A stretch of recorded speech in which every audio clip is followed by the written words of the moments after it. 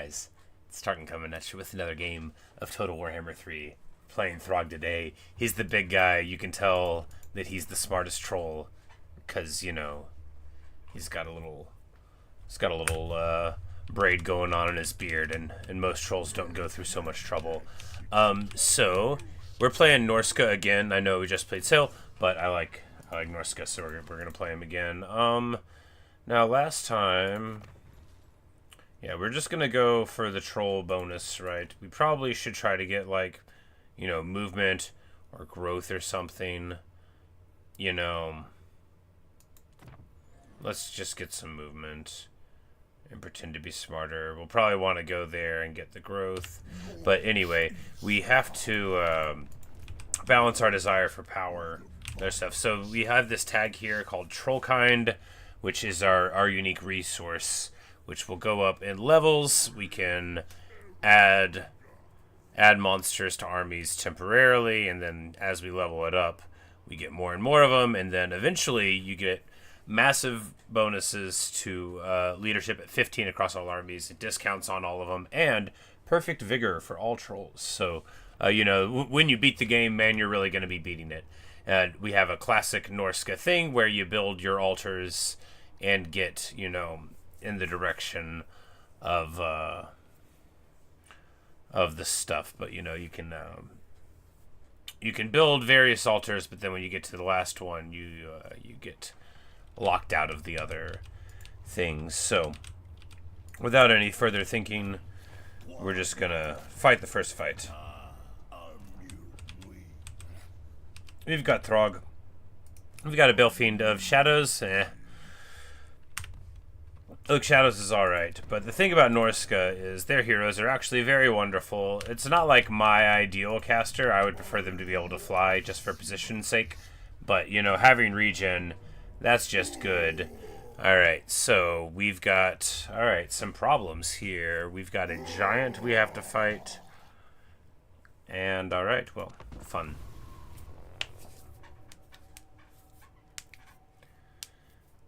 Now, in a normal Norska army, you'd have just, you know, a couple of javelins, and then you'd be able to deal with that sort of stuff. Hey, Evan, how are you? But because we're Throgg, you know, we're not going to be, like, only monsters in the armies. I don't care that much about stuff. But, you know, we don't have the range. So the real problem here is this guy, right? This giant.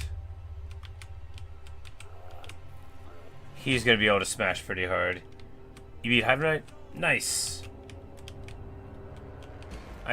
You mean the Hollow Knight, the guy, like, in the temple? Maybe I don't know who Hive Knight is.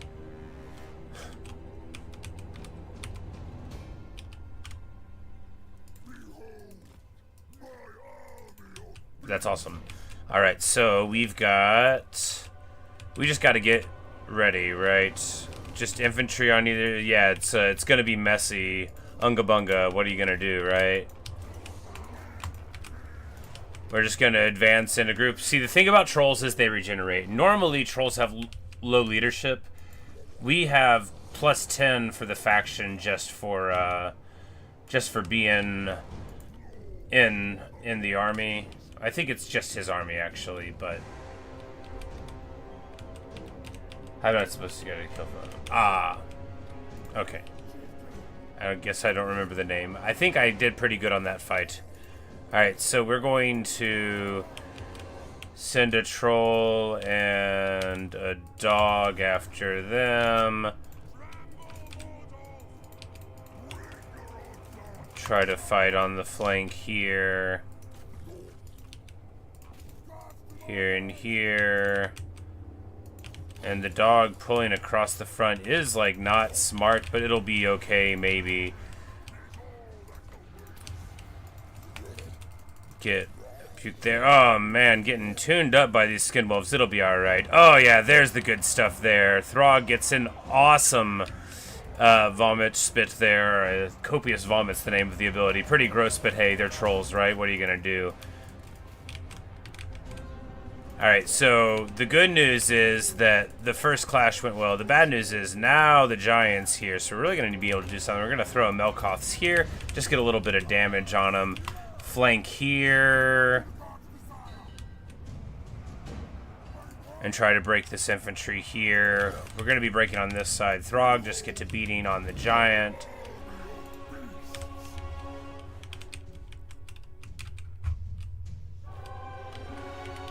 Like, Throgg's a big dude, right? Even for a troll. Like, these are trolls, and here's Throgg, and then the giant. So, pretty inspiring figure that he cuts.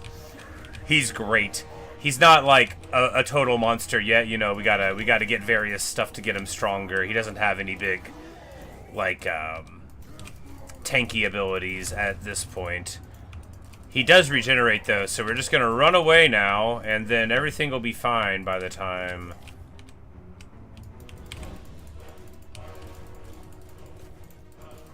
Gonna go ahead and surround the giant here.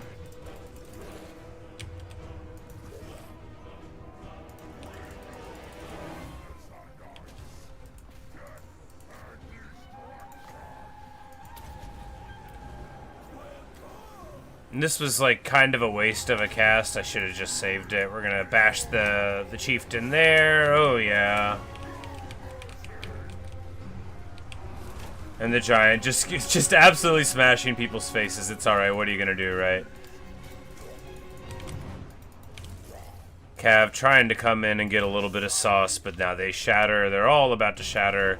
And now it's time for us to fast forward. So whether or not, like, do we want to kill the giant? Or are we possibly going to get this guy's faction? I think we don't want to kill the giant, right? Yeah, let's let the giant run away. We want to run over here to regenerate. So, for stuff like trolls, right, they have regular regeneration, so they'll only regenerate up to full hit points, but, like, if one of them is dead, right, they won't come back to life. Not yet. We might be able to get the ability. You're about to tell the Grim Troop now? Ooh, good luck. You'll have to tell me how it goes. But eventually we might get some abilities where they pop up from the dead, and then it's gonna be super hype, right? So we're regenerating to get Throgg's HP back because he got like 3,000 hit points off, right? But he regenerates quickly enough, and now you know, at the end of the fight, he's all good. It's this wizard who got the brakes just beaten off of him. Oh, he doesn't have regen yet. That's right. They get it eventually, but they don't start with it. But I'm excited for a bunch of monstrous infantry. And we'll probably run like some Marauder Bearmen. They sound cooler than they are. They're actually just a solid mid-tier unit, but they're not literally bears. Although there is one bear man who does show up, and he's awesome, and we're definitely going to be running with him. Alright, and then do we take the replen or the money? It's not very much money, but, you know, it's worth like a third of a unit at this point, so. Alright, and now we can force confederate them. Release some or military lines. But I think the move is to take the land, right? Oh, we did pop his army though, so we don't get the giant. That's too bad.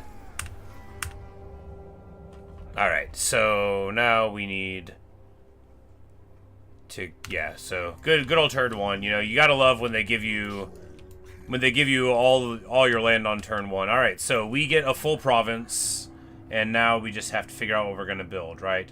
Well, I'll tell you the first thing we're gonna do. We're gonna build this thing to get trolls, because we're the troll guy, you know. And if we can't recruit trolls, what does that say about us? Nothing good.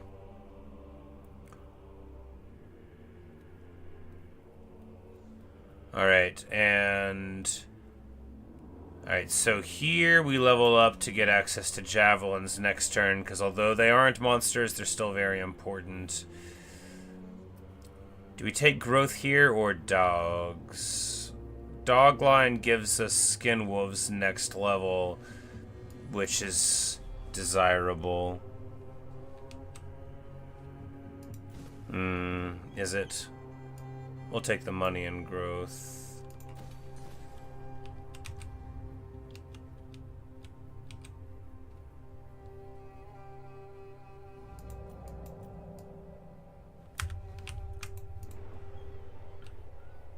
And then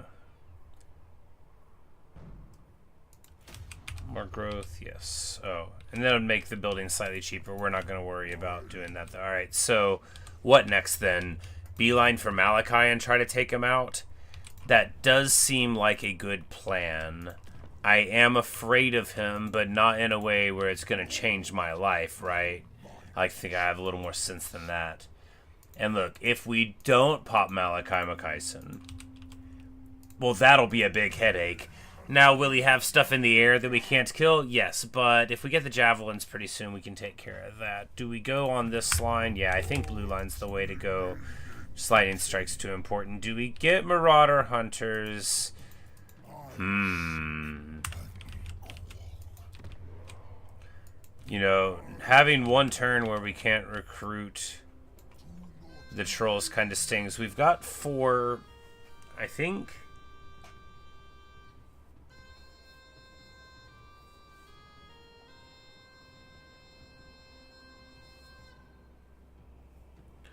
Now, we won't need spears, like, at all for fighting dwarves. Great weapons would be good, but we've got the AP there. So I guess just regular marauders, and then a couple of hunters to pop. If they get there. I confess that I didn't have a plan for this playthrough. Sometimes it goes that way, right? Because normally, you know, turn 1, you fight a guy, you spend the next, like, 2 turns, like, figuring out their faction, taking your home province. But here, you know, I just got it. But I feel like, while we could go through Norska and try to roll up the tribes, because we can just fight whoever and take it from them later, that seems smarter. And Malachi is too scary. He's too dangerous to be left alive, right?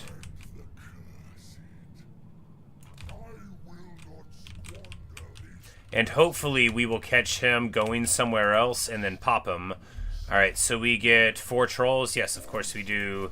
Because we are very cool and awesome people. And that'll give us like 8 trolls already. And that makes me very happy. Even if we lose this campaign, that won't matter to me. We're going to take the replenishment instead of a spell.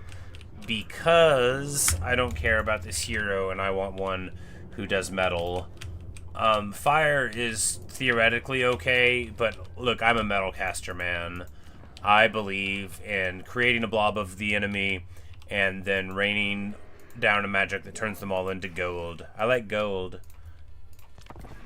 The sight of it, the taste of it, the smell of it, the texture.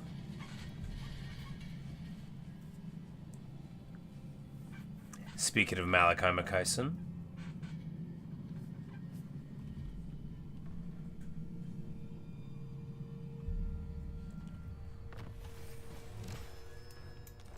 Alright, a choice of troll units.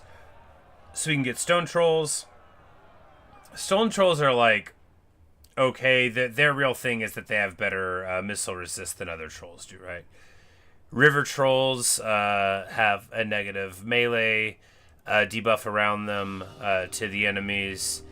Bile trolls have a defense debuff around them, and then they also have a negative leadership contact effect.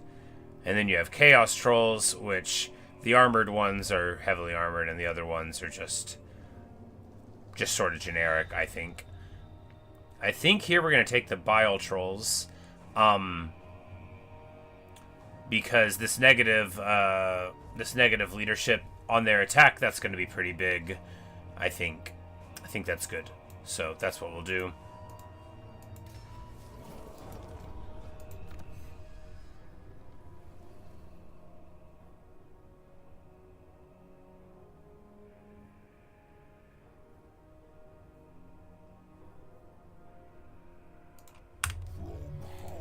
And now we're going to go for growth.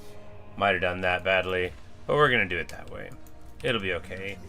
Now, my land... Yeah, we can just barely get to him. And my land ends, like, right here.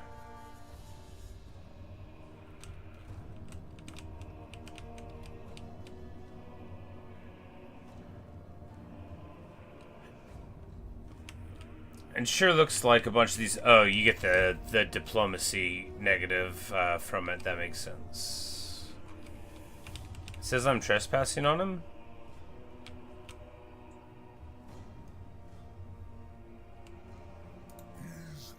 I'm like, I'm on my land. Alright, so...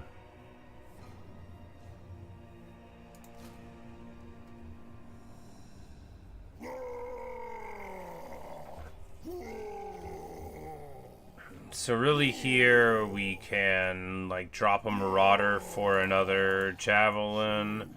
Feels wasteful. What are you gonna do, right? And really we should be dropping marauders for marauder. Yeah, because you know we'll all roar about it. It was a waste of money. What are you gonna do? Marauder Bearmen are so much better than regular marauders. They have a slightly smaller unit cap. Or unit count, but they have like 2,000 more hit points and just better stats all around.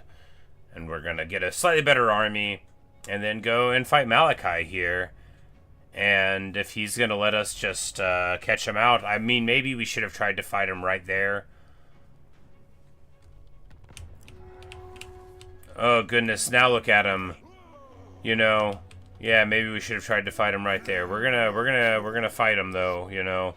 We're gonna try. All right. So the thing about Malachi is he'll have like Gotrek and Felix, I think. We might just lose the game.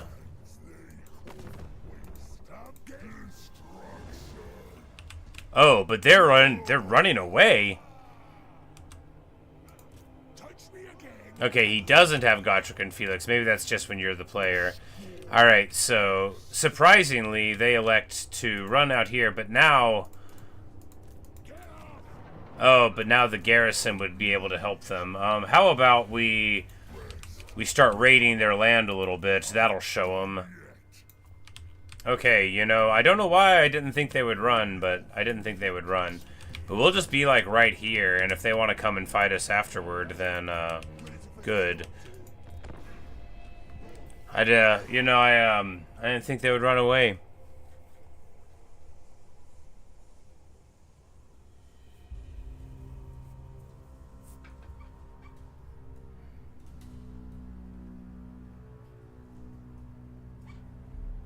This is super sketchy, right? Because... Oh, now I can do monster fights? Cool. The thing is so now... I've made a huge mistake.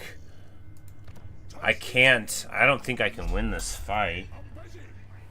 But, okay, so... Maybe we can. It's a whole ton of miners, right? Yeah, we just have to do it right now before his army gets any better.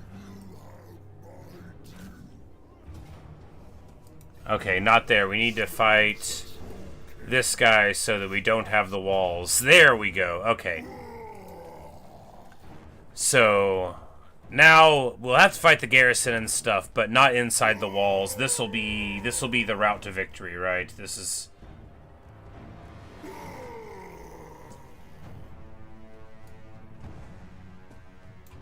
this is what we wanted. Oh, and it's a choke point battle. Okay. This is actually, like, kind of alright. Given that it's gonna start with just old Strom the Iron Pick here, right? And we're gonna send, like, you know, some infantry to fight him. I don't really want to send... We could send Throgg as well. Yeah, so unlike most things that will ever fight against dwarves... They don't really have much range at all. They'll have a cannon, but we can just, you know... We'll probably be able to just deal with it, right?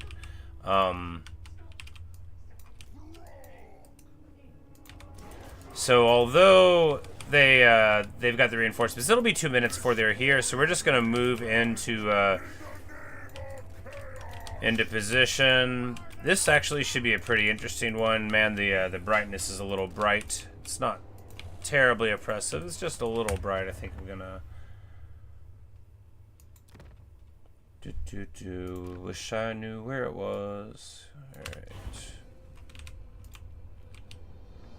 We have now done the Hollywood South America filter. If you're ever making a movie, you can just color grade it a little down, make it look a little yellower. And that's a cheap way to shoot a movie in California, but pretend that you've gone to Spain, for example.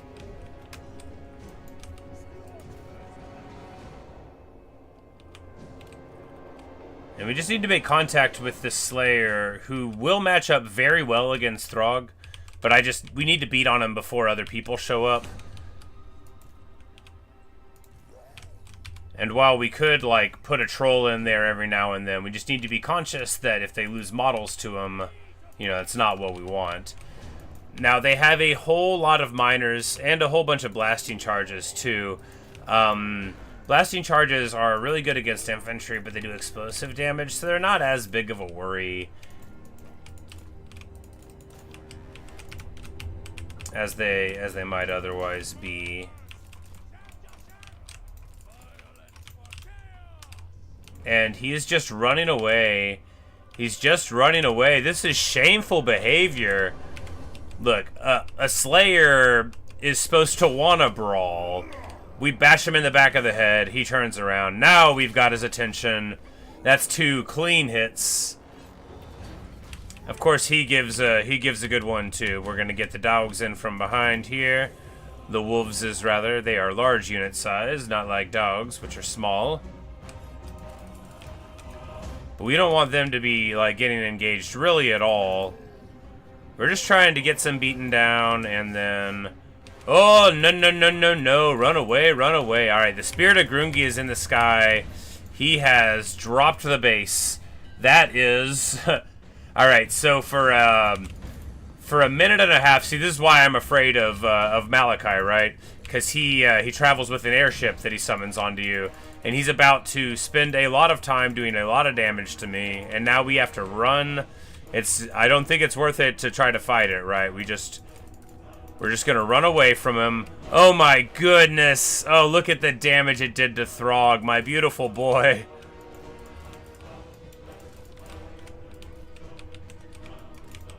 We're just gonna bail as much as we can.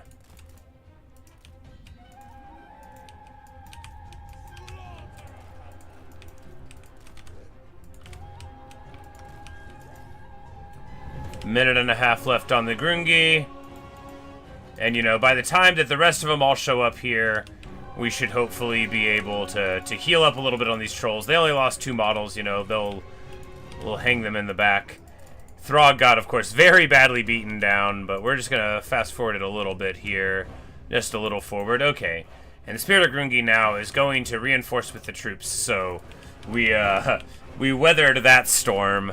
Man, oh man, that was scary. I don't know why I wasn't prepared for that. I've played a Malachi campaign. I know what he does. I know what he has.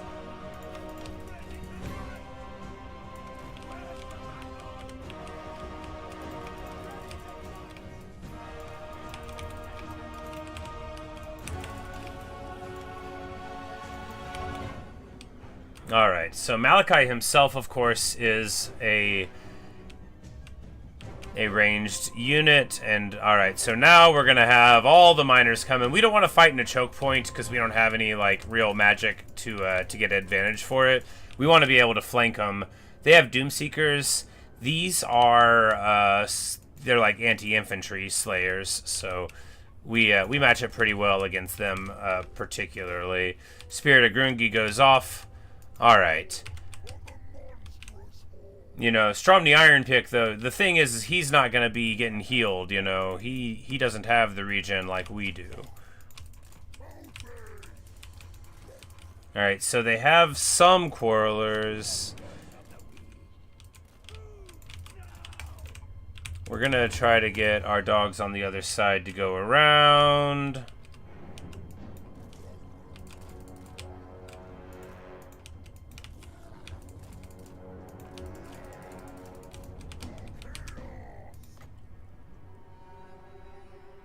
And here, we're just trying to get a spit on the Great Weapon Warriors because, you know, they're the ones with the AP, and we've got, you know, some armor to worry about. We're going to try to go all the way around with these Bearmen. I don't know why. It's just what we're doing. It's what's hot on the streets right now.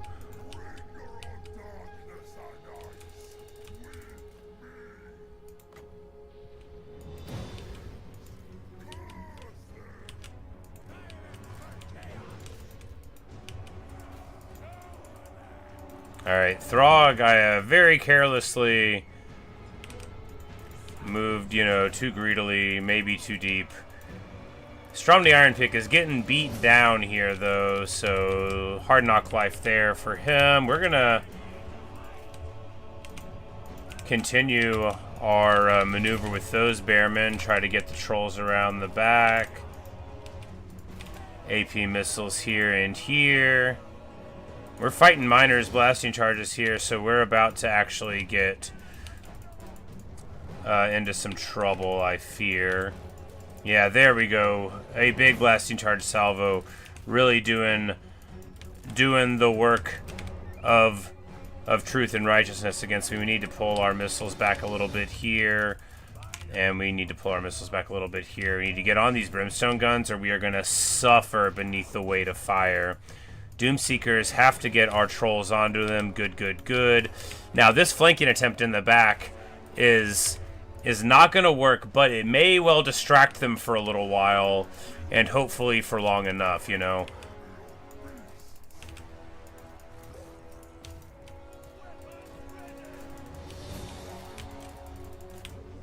The brimstone guns are brimstoning. We are throwing our missiles at them very clumsily indeed. Doomseeker's down to 32 models. That's not as good as it could be, but we are going to just keep on trying to engage. Now, Throgg is in the middle of some blob, not really doing much. This throwaway force in the back has dealt quite a lot of damage to them. Unfortunately, it looks like our bearmen are not going to be able to get onto this cannon. Alright, so it looks like all of our missiles are trying to deal with the brimstone guns. Some of them are even succeeding. There we go. There's a good hit on them. These warriors trying to come in for the flank. We just need to get on them there. This blob fight a little messy. We need to get some trolls on Malachi. He's a slayer, but he's not like the slayer that wants to fight like trolls up close. He wants to shoot trolls with a gun. That's his version of the Slayer Oath. We hit a Melkoths onto the brimstone guns. Maybe that'll help out a little bit. The Dwarf Warriors turned their backs to AP missiles. They're going to regret that one. When these Marauder Hunters go in... Alright, so on this front, the Troll's still running. These Marauder Bearmen doing okay for a bit, but it looks like they're going to have some minor blasting charges on them there. If we just try to disengage, will it work? It could. We're pretty quick.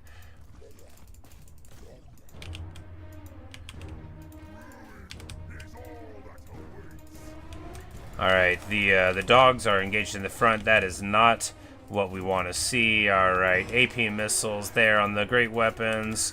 We got Throgg engaged with them. Not ideal. Let's get on the Doomseekers over here. Oh, we never made contact with Malachi. That's bad news, Bears. We're just going to try to rotate our AP missiles here. Just get them into a position where they can sort of fire freely now. Even though it's going to be into the front, that's okay.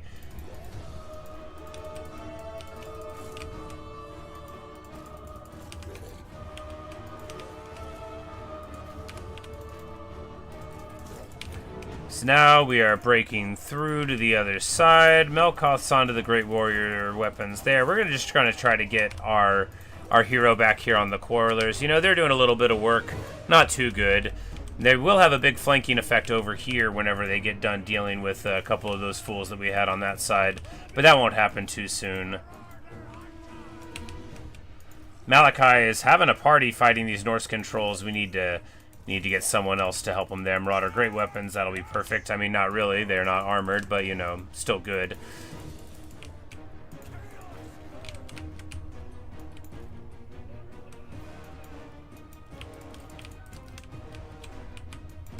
And we do not make contact with the cannons. That is alright. It's alright because it has to be alright because we can't do anything about that now. We're going to hit a Melkoths here on these Quarrelers. Just keep on trying to go. You know, you don't want to eat a whole ton of cannon fire, but you just got to, right? The thing is you can be worried about it or just say, they're trolls. They're going to be all right. They'll come right back, probably.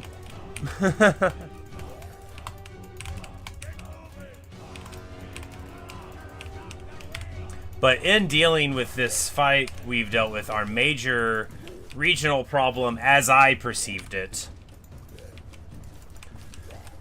The longer Malachi fights, the more scary dwarf stuff he's going to get. And if we just deal with him here, I don't know what his trait is even. It's probably not very good for me, but, you know, we'll get it.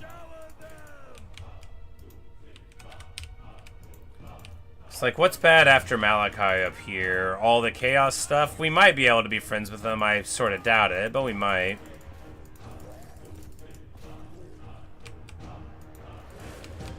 And they will be army lossing pretty soon, I think, because like we've been laying the beat down.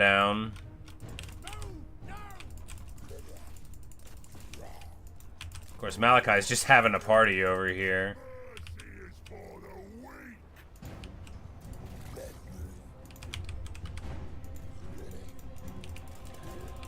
But, you know, they had very few tools in their army specifically for trolls. And the thing about having, like, 9 troll units is if your enemy army isn't good at dealing with them, you can just unga bunga, which is exactly what we've seen here, to amazing effect. And Malachi is, like, shooting in melee. He's such a good character. Most ranged heroes can't do that, you know. He's unbreakable. Sure, he doesn't have armor, but he's a real gentleman. I love the Malachi campaign. It's some of the most fun I've ever had in my, like, 2,000 hours of total Warhammer. Just a real pleasure. But we need to mop up here. We don't need to let him get away, right?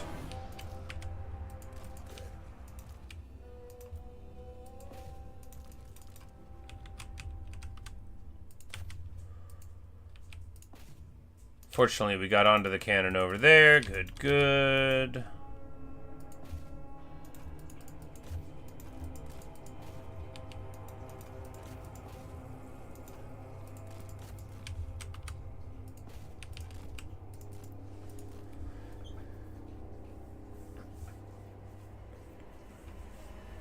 But we'll look more at Throgg's tree and his unique skills here after this fight. I bet he has something to give horrible regeneration to the trolls now. He might have always had it, and I just didn't know. But if they can come back from the dead from regeneration, I'm gonna have the most fun with this campaign. It's gonna be great. But very, very good result here. You know, I was worried about Malachi, but that's a whole lot of miners, and miners do not match up well against trolls. The blasting charges don't hurt you enough, and while we have some armor, you know, they're relatively low defense stats, and their high armor, you know, they can't lean on that because trolls are all AP damage, or 70%. They all have primary AP, even if not like massive amounts. And look there, the Norscan Ice Trolls with hundreds of kills, Ice Wolves with 200 kills. 90 kills on Throgg. See, look, a nice balanced thing. I'm sure, though, that whenever I start getting more abilities on Throgg and can, like, you know, be a little more aggressive with them. Those, you know, the Ice Trolls, too, they might have been, like, the flanking unit, you know. They could have been the one who didn't have to fight the same unit for very long. But there we go. Malachi dumpstered. His army in shambles, and the whole settlement garrison almost popped, so this is perfect. We're going to take the replant here. 5k money? Wow, wow, wow, wow, wow. Okay, and we get recruit rank 3 for artillery units. Now, that's not likely to be relevant, but it could theoretically happen that we get artillery somehow. We can make friends with a Chaos Dwarf, you know. Missile strength 10% for own army. Again, not likely to be relevant. A very good trait, but, you know, it'll be nice for, you know, the javelins and stuff that we do have. I'm likely to be taking, like, a javelin or two the whole time. You need something, you know, but we might phase out the javelins eventually. All right, so at level 15, we can give him mass hit points and chilling aura, so that'll be very good. Because he already has frostbite, so that'll slow down stuff a lot. And then healing cap for all of the armies, that's good. That's very good. And then fizz resist for all the big beasties. No, just the trolls. And then it's recruit rank for all those. Lord of the Beast gives you 12 more leadership, so on top of Troll King, would that be 22? And discounted weapon strength. And you do get horrible regeneration, so resurrection from the dead for trolls and skinwolf units, and regular regen for Fimir. 20% missile resist. Frenzy for trolls. All right. That's sick. I'm so pumped about this. This might be my favorite campaign. I just like to say that, you know. We're gonna take the replan here. We're going for lightning strike because, you know, that's just what you got to do. If you don't have it, you might get yourself into a position where you really want it.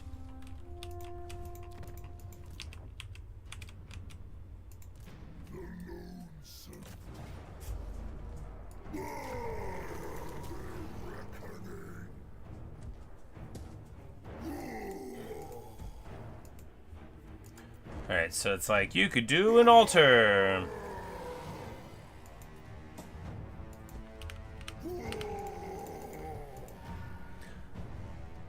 But, like, wouldn't sacking it be better?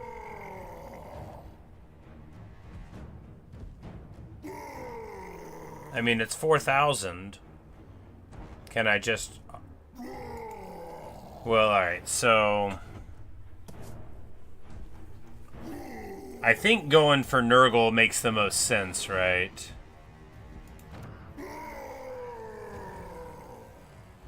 But do we just take the money? The money would be good. We'll go for the Kroll. Pledge allegiance. The gods will be pleased. Their favor toward you grows. Keep their gaze upon you by erecting further monoliths in their name, and reap the benefits they bestow.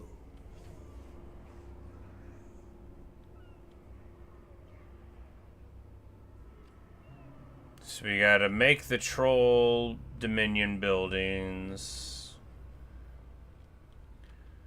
which spends 30 of the troll bucks, but then it gives you 4 troll bucks a turn.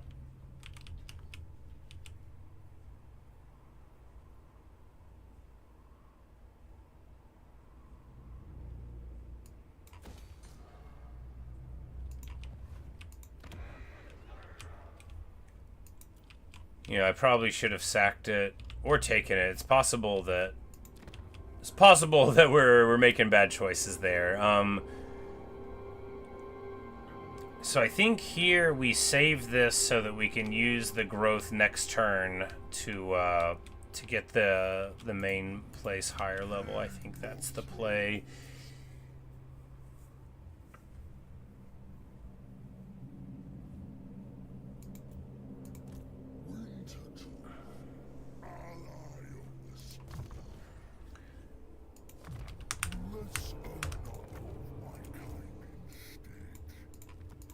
Potion of speed is like the worst item. I mean, it's still like, it's better than no item at all. It's not a lot better than no item at all. We're just gonna move here for the monster hunt, right? We already know how this one goes. They drop a huge chaos frost dragon thing, and then you get an item that's like cartoonishly wonderful. So, you know, we definitely need to get it.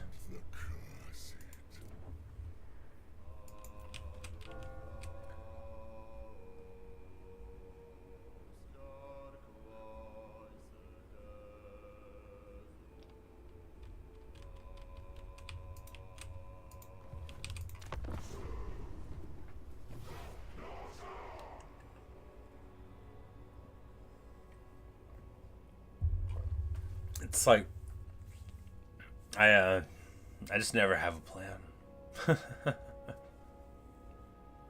I mean, it's going great, but I'm like, what do I do now? What should I do?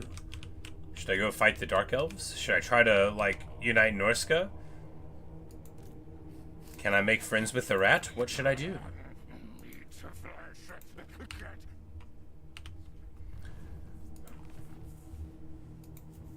Because, alright, so victory conditions. What do we have to do? All we have to do is fight a lot. And then there's troll dens,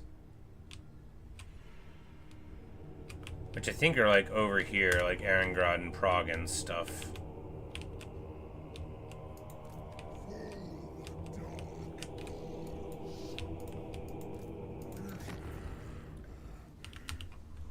Alright, so this is just like a minor guy. Do we... Hall of Urzlul. Oh. Marauder Bearman thing. Gives you perfect vigor when they're rank 7 and above, which is just so good. They're a very good unit. You get them early in the campaign. Solid stats. You know, they got shields. I like them a lot. They are heavily used in the camp, not in the campaign, in the multiplayer.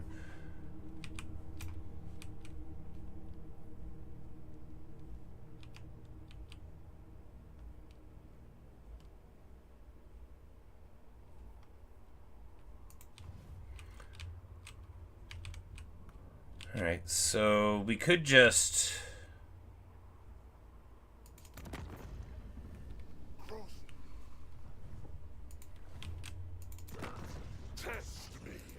And I will infect you with unspeakable sicknesses. Yeah, we can just, we give him this altar and then he'll work for us because this game has wildly crazy views of things. It doesn't matter. We're the chosen one. Boom, baby. Alright, we got a nice vassal now. I was like, do we fight him? No, we'll just make him work for us. We'll give him this place. Now we're down to no altars again, but, you know.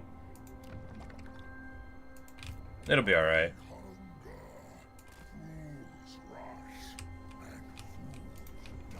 And we can just go over this way and then start messing with Kislev. Or, yeah, you know, do any old thing. We might go up here and mess with Kislev.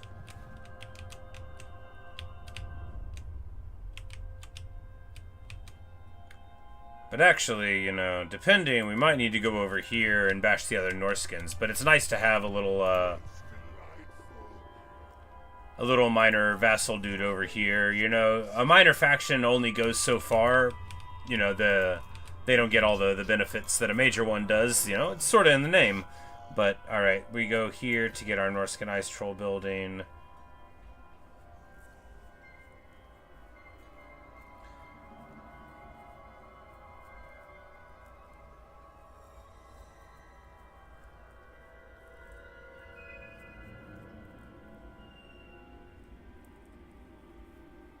Yeah, we're gonna start building our... Do we? I'm like, do we want to build it here? Can we build those in these other places?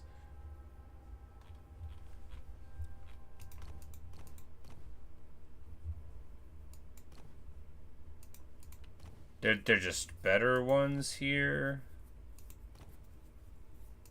You only get to the second tier in the troll tunnel ones, I see. Well, I think going up this tree is still better here, right? It gives us the hero that we want. Gives us access to the metal caster is only shaman sorcerer. Well, we can get a fire caster there. Yeah, we'll go this tree.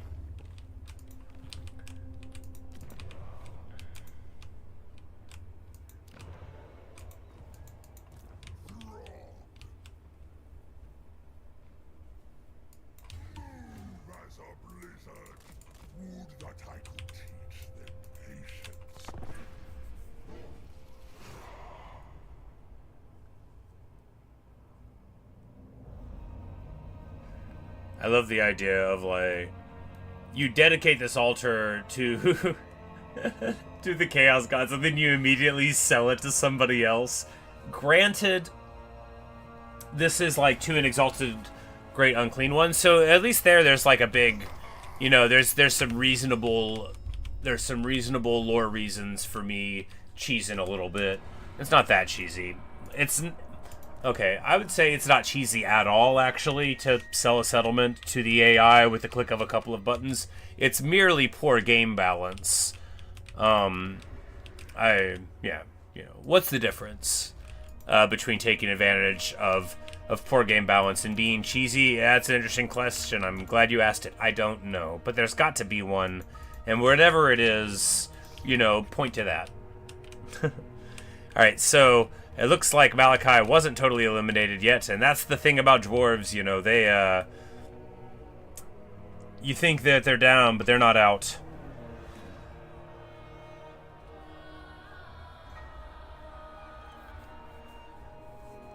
This is going to make us tired in battle for a bit, but let us move further.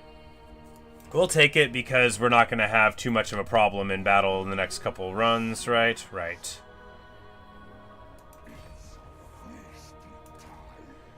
And now we're in our raiding camp, and we're in, you know, the enemy lands, which makes us very tough.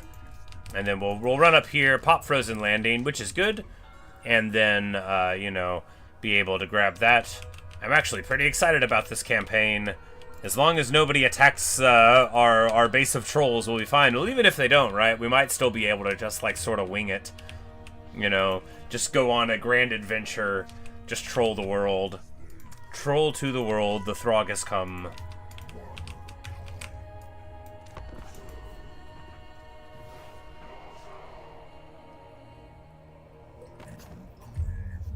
Throt the Unclean wants a non-aggression pact. Very well, I accept. I trust him. Sure, he's a man-sized rat, but to a giant troll like me, they all kind of look small.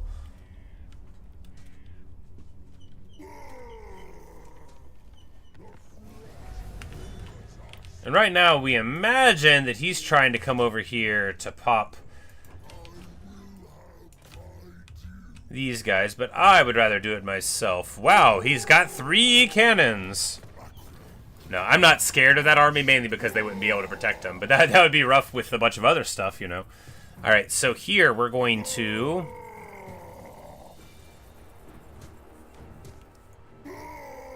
We could just burn it on down. Like, why not? You know, we need to... Let's start raising it, you know. Let's start... We can let somebody else get it later, right? Right.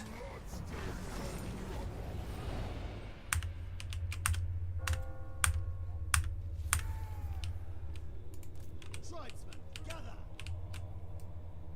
Marauding. No delay. I submit. And we'll run him home with all the spoils, you know.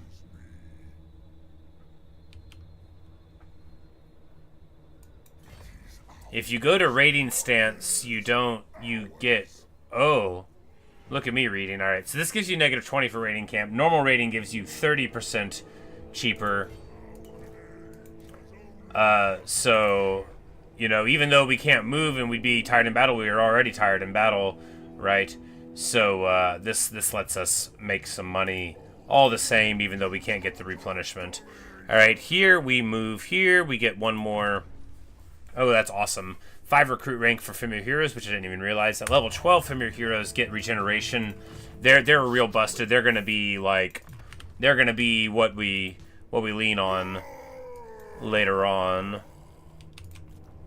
Right now, we're leaning on like pure confidence, just like a real vigorous spirit, a real can-do attitude. That's really what we're leaning on here.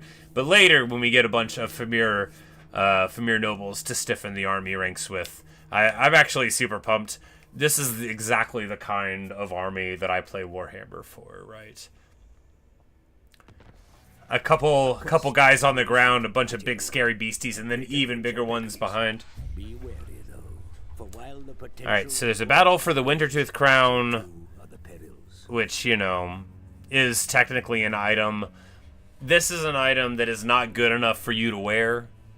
It's okay, so it's an AoE unbreakable, which is fine, you know. Oh, it's trolls, they won't run. It's not an item you care about in campaign. It's very, very unlikely that being able to do that would save you any misery, right?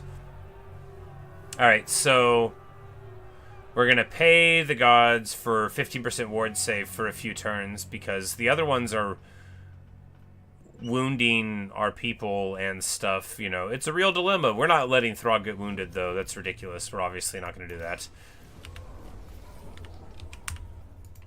We research growth, which is very good. And we could get, like, a Diplo boost here, but I think we're going to go ahead and transition over to buffing the trolls, because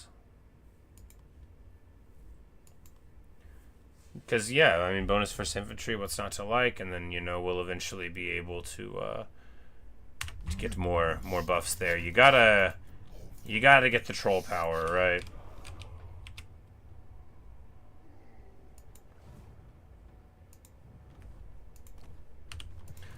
And we're gonna wait a turn here, or do we just take the landing even though we just raised it? I mean, I think so. Yeah. Yeah, you know, it's a little clumsy, but it works. You raise the landing for the spoils, then you send it on home. We take it anyway. We need to spend a turn to heal up before we do this monster hunt anyway. Or even if we don't need to, I'm going to. So, you know, there.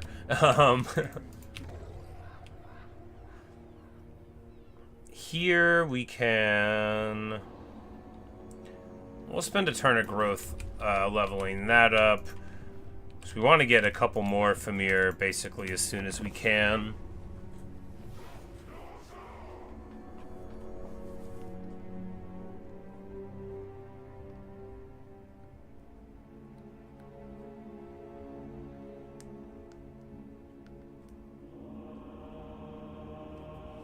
Kygast Sidious. He's a Nurgle sorcerer, it looks like.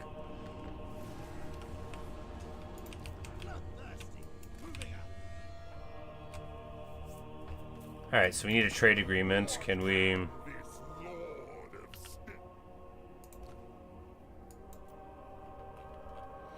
No one wants to be my friend. It's very sad. Alright, so... The Challengers of Khorne. He likes us a bit. Look, Khorne is no one's friend, and it would be a little sketchy to fight them, potentially, because they have a lot of fire damage, and trolls are, to a troll, weak to fire. Every troll among them. Vision and purpose. I hunger. But hopefully the dragon will be here. Yes, the dragon will be here. He's got the trolls, and he's the dragon. And then there's the other stuff. Yeah, let's get to it. Now we've got a few ranged guys that'll be okay for dealing with the dragon. We know the real danger here is the spell. Hello, New. You say you're new here. Is this Total Warhammer channel? Not exactly. I play a lot of different stuff. I play a lot of Total War. Total Warhammer is one of my most played games, like in real life. But on the channel, I've a couple handfuls of campaigns. I also play Total War 3 Kingdoms. A lot of games.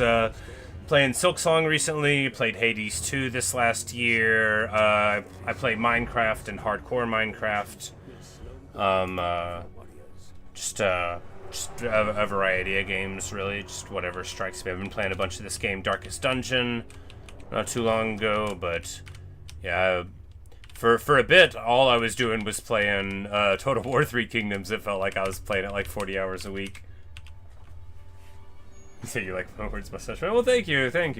It's good to have you here. But yeah, I work full time, but I stream basically every day. You know, just you know, here and there, and I'd definitely be happy to have you around. But anyway, all right, so first things first. We need to get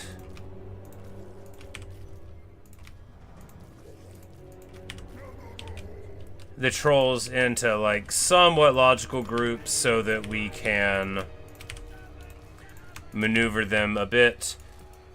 All right. Caster in the back, yeah. All right, so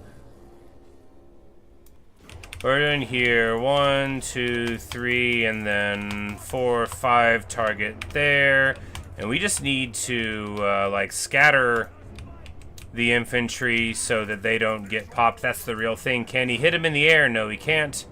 We're gonna go Bile Spit there. Because the dragon's real scary ability is the ability to cast that thing that you see spinning around there. It does a ton of damage even to monsters, but it does an absolutely insane amount of damage per model. So you gotta not, oh my goodness, look at it get deleted. Look at me not paying attention to what I'm saying. All right, it just destroys it, even though I tried to not get hit by it. And of course, my ranged units are not, as you often have happened to you. You know, they're not really doing what I asked them to do. And he just deletes a couple more guys with his shockingly powerful ability. Throgg tries to hit him, barely works. We're gonna hit the old Melkoths here. Man, oh man, oh man. Craziness. Please shoot him.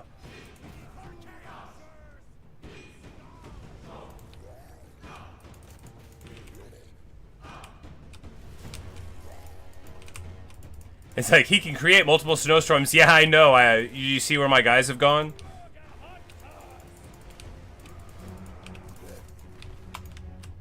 Alright, so the thing about flying units is you just like, it's really hard to deal with them. Because they just leave where you're at, and then you just don't do anything anymore. And then you don't notice, and then they all die. Like, please just hit him. Just please hit him. Why won't they hit him? Why do they forget that they're allowed to shoot him? Like, just shoot him. Me. This went so much easier my last campaign, but I had more guys that were shooting, I guess. I don't know why they won't hit him. They just don't want to. I'm very confused.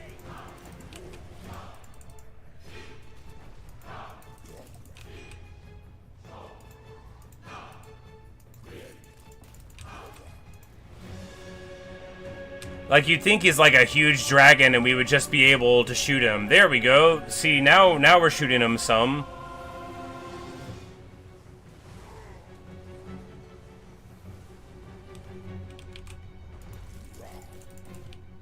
And we might win. We might lose. It's not really going too well, is it? Oh yeah, they jumped in the back here. That's bad. I really should have noticed that earlier.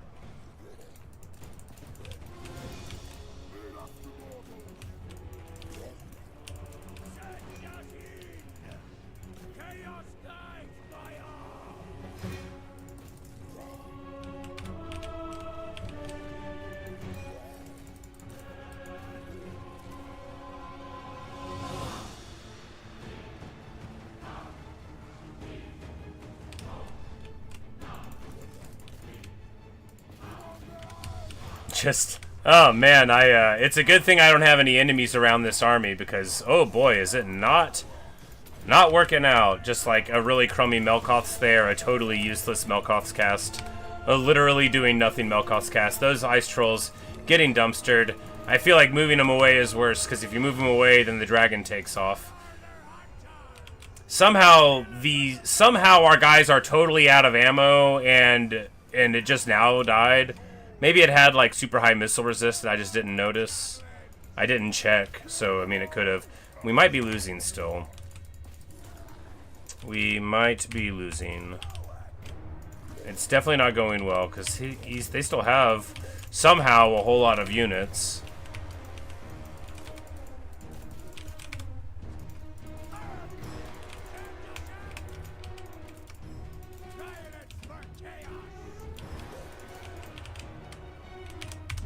But yes, poor performance indeed. But hey, if you destroy the monster, did you really lose? I mean, no. Unless you mean like all the dead trolls. I'll get more. I'll go buy some more in the troll shop. You can do that. You can't get sentimental, not if you want to rule the world as an evil Viking troll. And even if you don't, you probably can't get sentimental anyway. I mean, in the grim darkness of the far fantasy past, there's only war.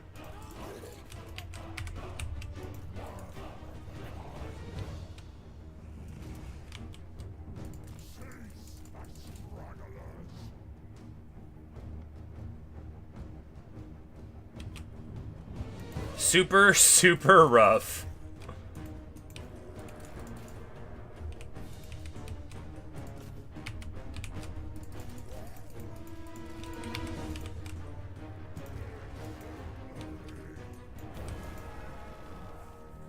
Well, you know, we did it. We got the dragon. Yikes.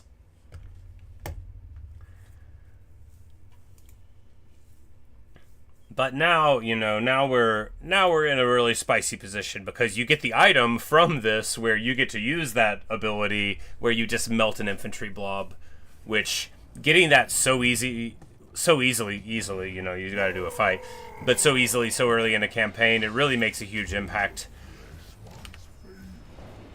The Ancient Frost Dragon Scale, it's so good.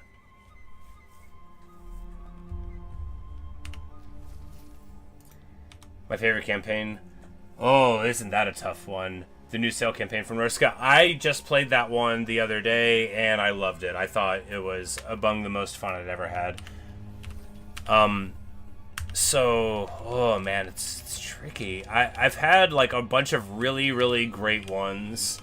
I had like a Malachi campaign, which would have been, I think, the first Total War 3 that I streamed, that we sort of like preserved the dwarf realms. Like we went down and we like protected them, and we like you know, like retook everything and restored Karak 8 Peaks, and that was really satisfying. I had a Yonbo campaign. I had 2 Yonbo campaigns that I loved. I had one where I abandoned Lustria and went back to Cathay, and that was like a real blast. I really loved that. You know, what a good question. I had a Draika campaign that I loved. Back in 2, there were so many campaigns that I had a blast with. When Sisters of Twilight came out, it was a blast. I used to play Beastmen like all the time, even before the rework. Just some of my favorite campaigns. I really like Hordes. So like even though Nikai is like a bad campaign, I really enjoy it. All right, what do we want to do now? We could get the dragon. I'm not convinced it's worth doing. But we do have... Okay, so... The buff you get for winning a monster hunt is not appropriate. It is too good. 20% ward save all characters. Oh, back to favorite campaigns. Drasholt the Ashen, I played like my first Chaos Dwarves. I just like didn't get the DLC for the longest time, but I played him a few months back. That was awesome. That was a lot of fun. Tamarkon, I think maybe Tamarkon. If I could just play one campaign, I think the Tamarkon campaign, if that was the only one I was allowed to do, I think I'd be fine. And that would also be true for Malachi. But Tamarkon, just because you get access to so many little spices from the other chieftains, like I really feel like you could give yourself a dramatically different result there. Tammy's a cool campaign.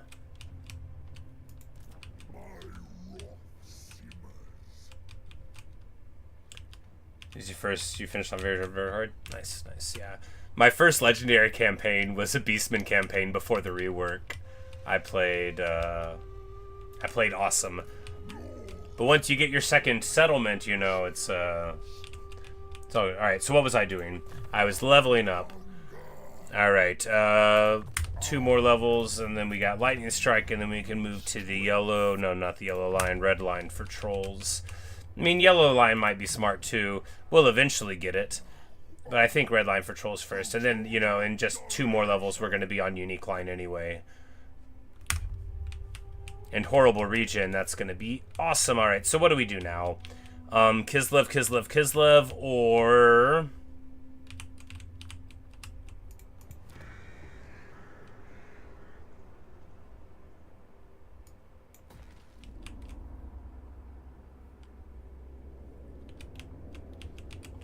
Oh, hey Luke, how are you? Alright, hero time. Female noble, stupid? Oh, that's terrible. Now, disciplined is... Yeah, that's good. That's good, alright. 8-8, and then the other 2 on there, too. I mean, negative enemy leadership... I mean, is it better? It is better. And his name's Ragnar. Alright, Ragnar Doll, you're coming with me.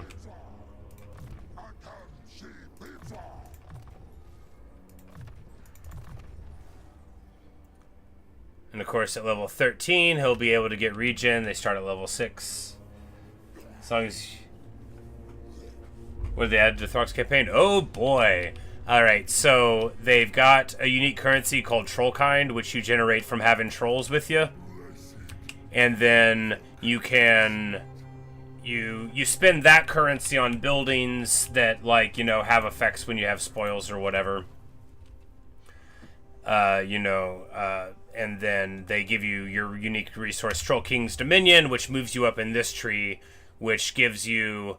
You can get, like, you can put a unit out and call the units to it and then get tons, and then when you get it all the way up, it's temporary units to all eligible lords are 16, so you can just, like, recruit lords around and then, like, give them huge troll amounts, I guess. And then, you know, you also have Perfect Vigor there. His trait and his unique skills are amazing now. Alright, so trait, you get, you know, plus 10 regen, or plus 10 leadership for trolls. Here, you get plus 12 leadership for the trolls here, and then discount. You get horrible regeneration for trolls and skin wolves. You know, you get frenzy for trolls. You get access through the map and through events to, like, bile trolls and, you know, to all the other trolls that are in the game, which is super good. Yes, 17 stacks of trolls all over the place. Exactly.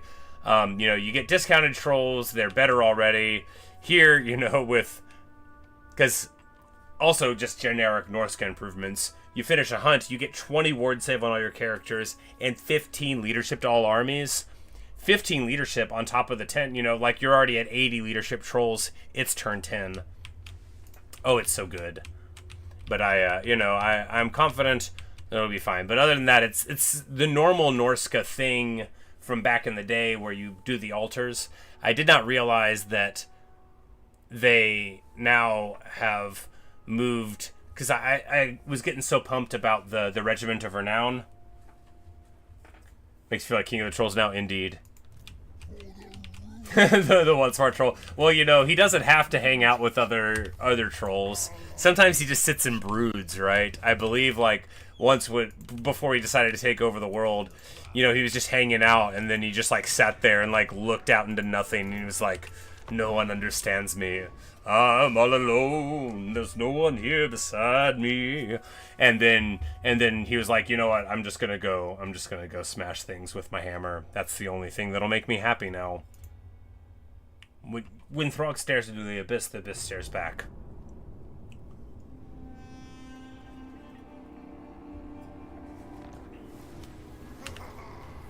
But I think, yeah, the campaign seems very attractive to me. I like trolls anyway. I like monstrous infantry. It's a whole thing.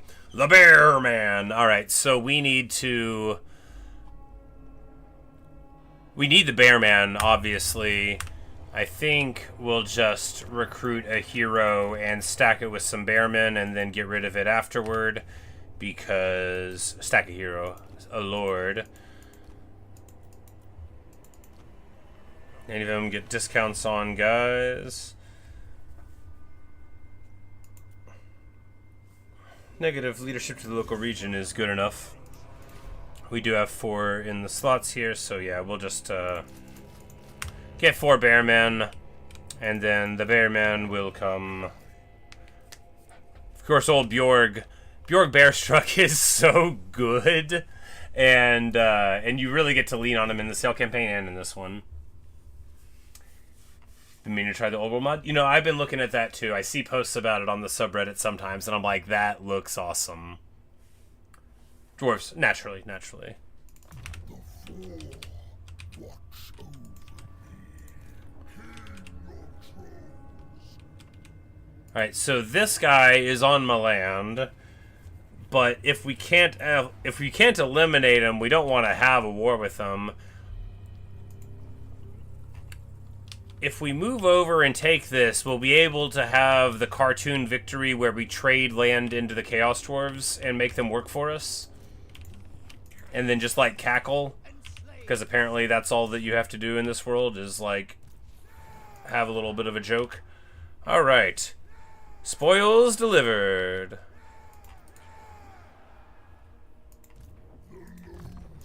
Did I get a cool item? No. But I did get this. Now, we already have frostbite attacks, and theoretically we can put them on somebody else. But it would remove the sundering. I think we could just throw it on him right now. 30 armor is good, and having this ability on him, who we always are going to know where he's at, is fine. The blessed and the cursed.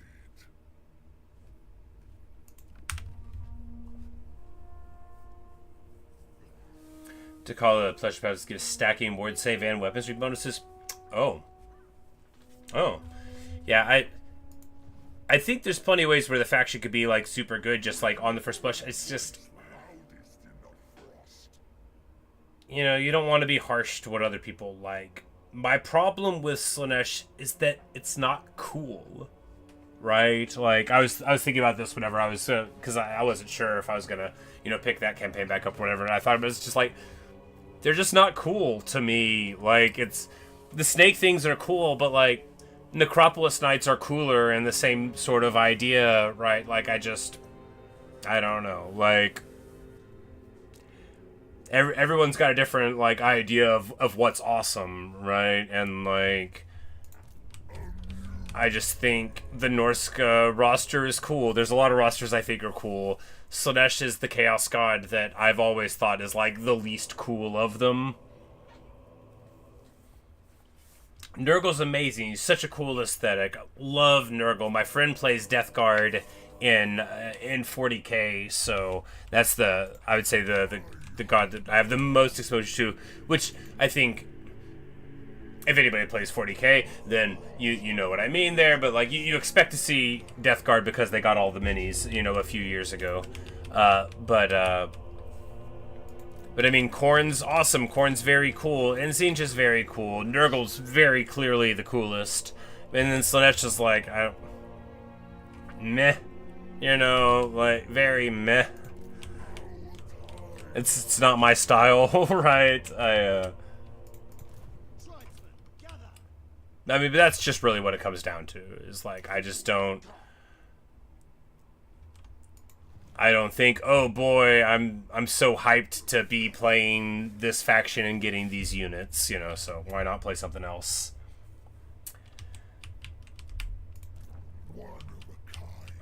Cause like there's plenty of like grotesque stuff going on, to be cool. In this faction. Alright, Lord Not Moved. Alright, that's right, we were trying to figure out what to do. Fight Kislev? Maybe. We could just roll up this tribe, though. Do they have any lands? They have 1 lands. Alright, why not make them have 0?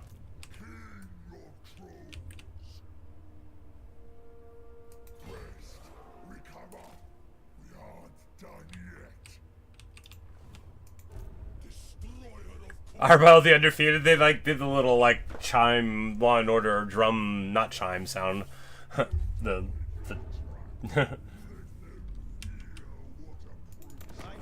Oh, yeah. Could confederate him for free. Yeah, but then if we do that, then you can't confederate anybody else for a bit, and then all the other Norskas get like -40 again. I think we'll just pop them. Plus, you get experience for hitting people.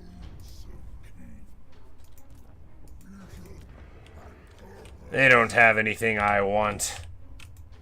Norska, Norska, Norska! Talk about a chant that doesn't make sense. Alright, so here we can get access to Kirstettens and stuff, which is like cool. But I think we'll save it for this. Yes, much more better.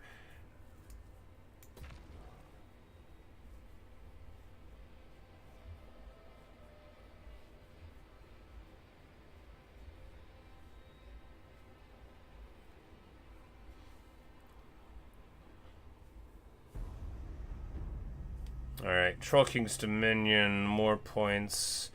You need 115 total. This just makes money. Just makes money. It also generates spoils.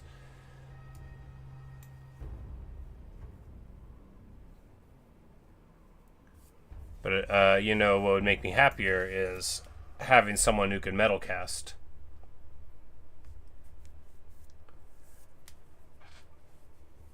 Rune color add-ins are nice. Yeah, I definitely enjoyed the one that I had on the Sayl campaign. You know, I rolled with him the whole time.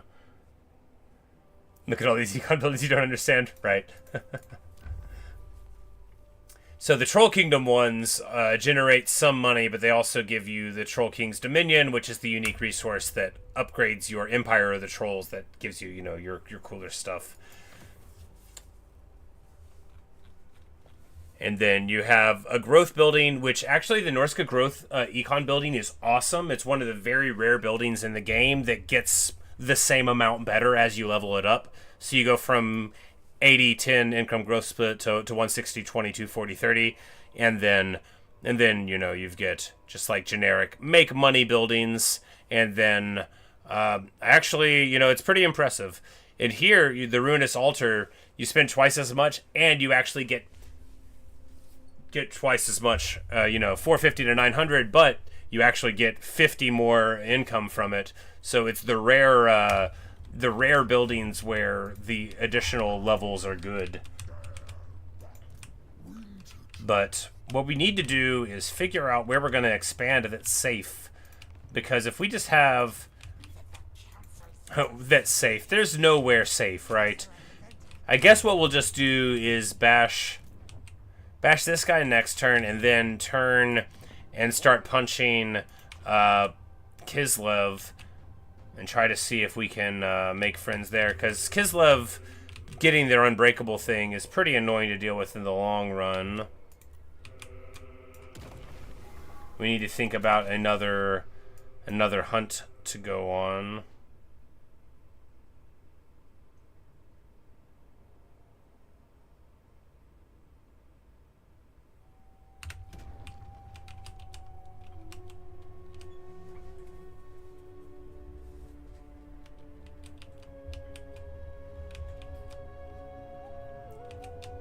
So you want to get some scumming minutes?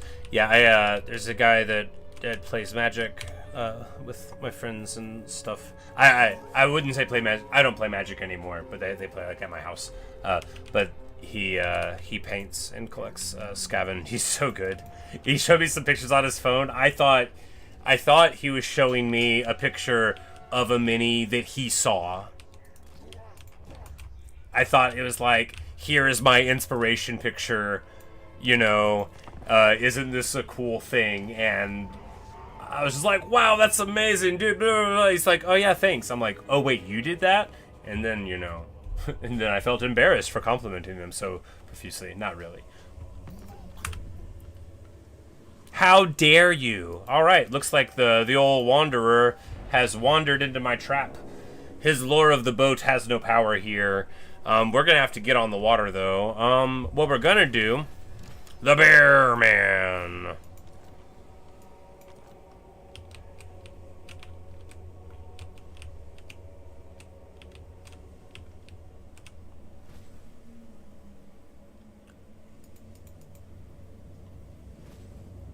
Oh, we have to raid a little bit more to get him. Okay, I'm like, why don't we have him?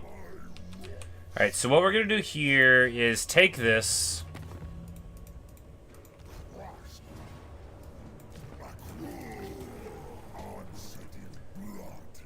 Raise it for the crow, because I'm very funny.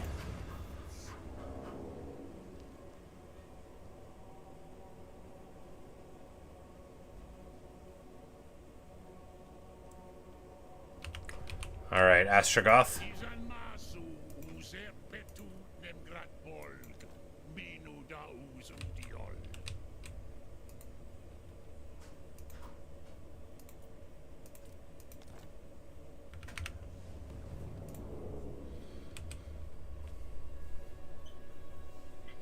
Look for the mod that lets you vassalize other dwarves. Yeah, that does sound very good.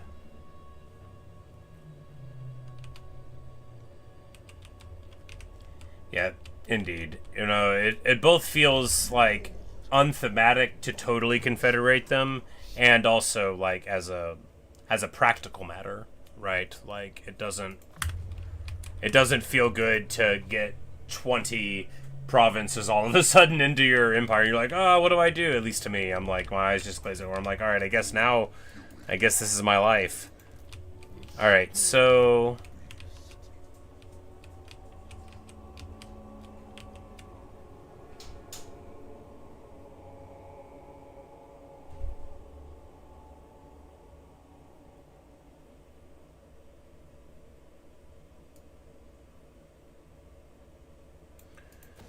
we can build this building and see if Astrogoth changes his opinion about us.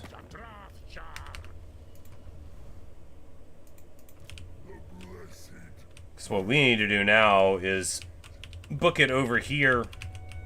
Hopefully before he burns down, you know, our seat of power, which at least is in the center here and not over there, but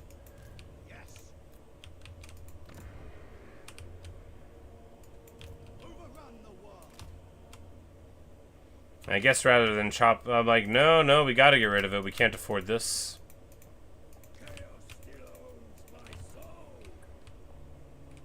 Can't afford any of this.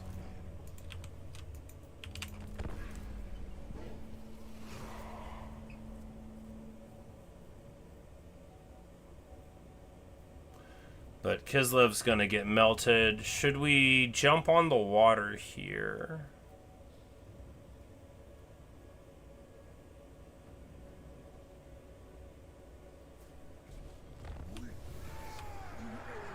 And we level up. Sure.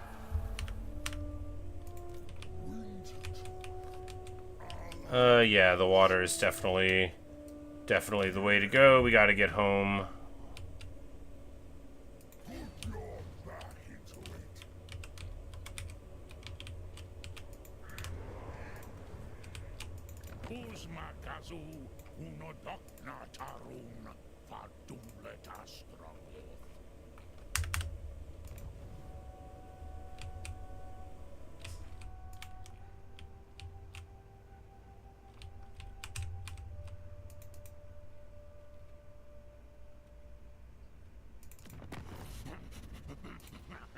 Ah, a trade agreement.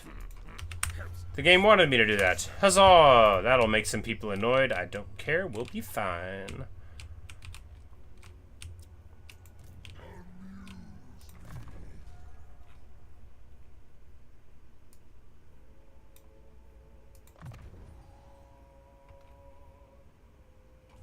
And then I guess we'll just go to unnatural healing, then spawn a chaos, because there's no reason to avoid that, and that'll let us get, you know, elite trolls, because our trolls right now aren't elite enough. And then Ragnar's gonna pass us like, oh, no, ship in the night. Alas. Alas, poor Ragnar. 2 sets of war models, get some iron drakes and some rattling guns. Yeah. Put little dwarf helmets on the top of them. There's a Warhammer fantasy webcomic. I forget the name of it, and I don't know the name of the artist. So this is not very useful. But they draw like a Scaven, like in like random Bretonian things, you know, like he's just got, you know, like like a pilgrim's little headdress on. You know, he's carrying the spear, just like doing his thing.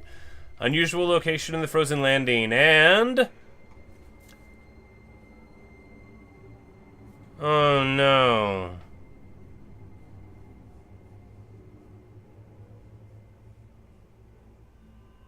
Is this bad?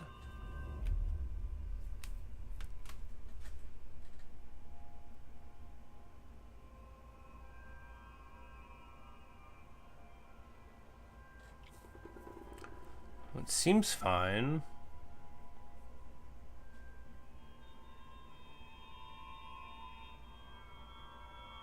Well, what's the worst that'll happen?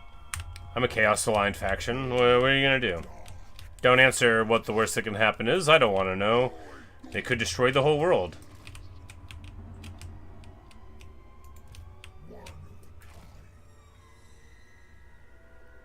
I should have stopped at that island. Alas.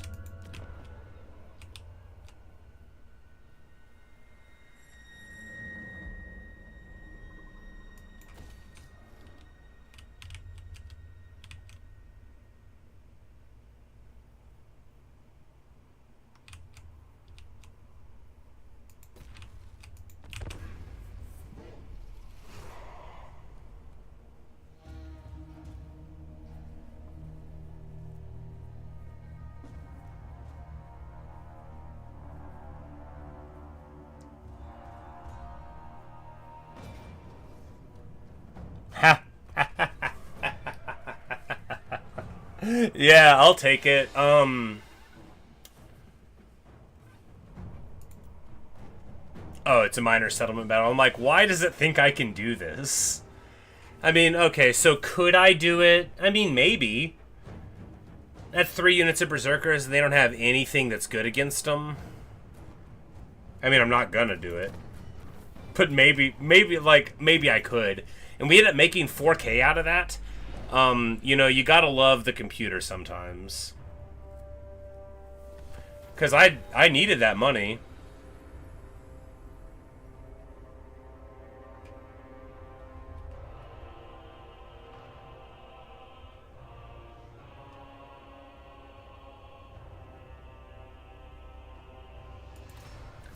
So we're just gonna continue to say what's the worst that can happen, unironically.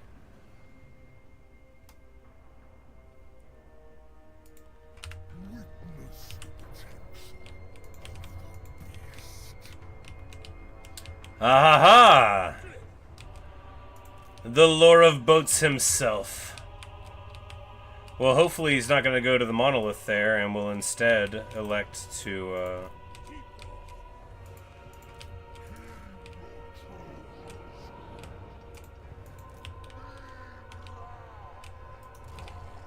Poor Ragnar. He really wanted to get in this army, too.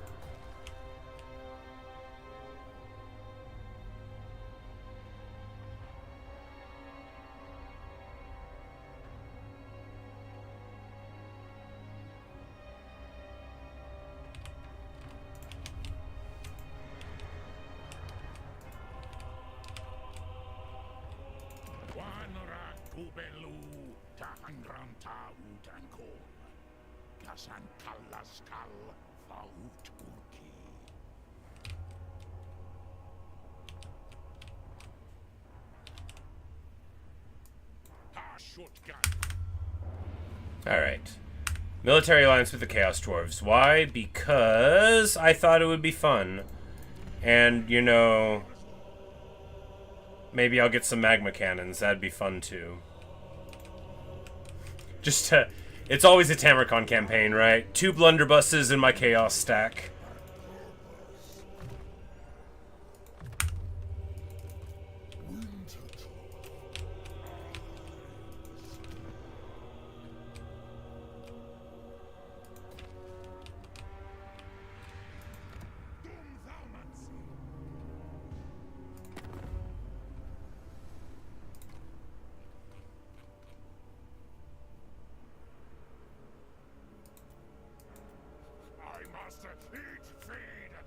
I'm like, where's the button here? No.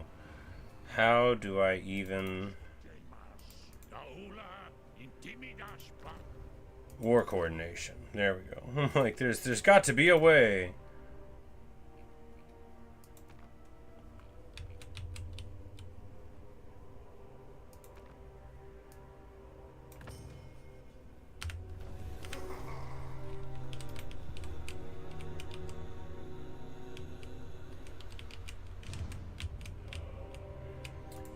After all, I do have the Slayer Engineer trait.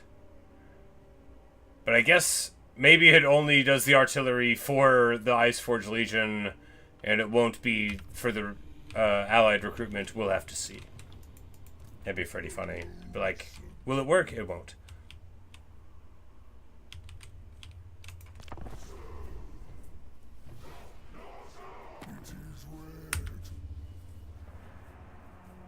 Saberskin? Never heard of him.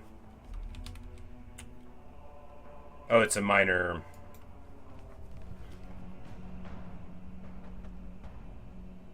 ogre faction.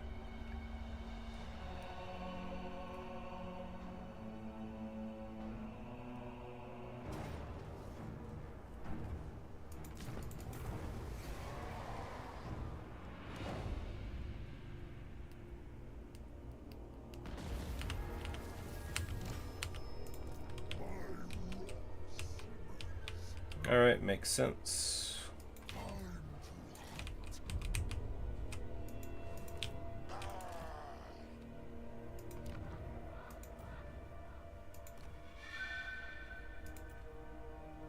Alright, we get a metal caster finally. Physical resist 5% for the army. Awesome. And then another from your noble.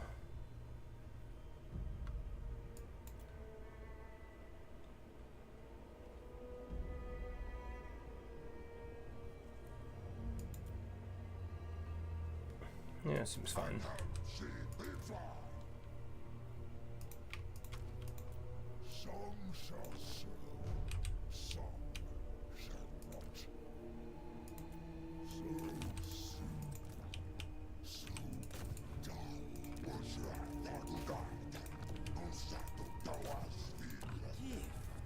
I kinda don't even want the Shadow Fiend, but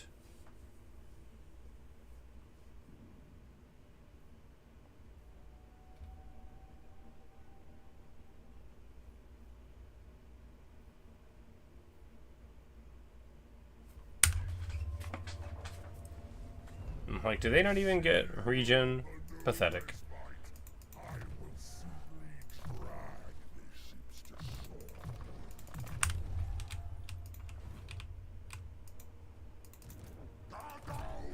And this guy's been running around so long that he leveled up from all the experience of running. Good for him. Great job, buddy. And Wolfric's gonna brawl. We didn't take a close enough look at his own. Oh no, he's got it. Of course he has it too. He's got the ancient Chaos Dragon scale. Every Norskin lord has the same junk because we've all been doing the same things. But he doesn't get the bonus from having done the quest.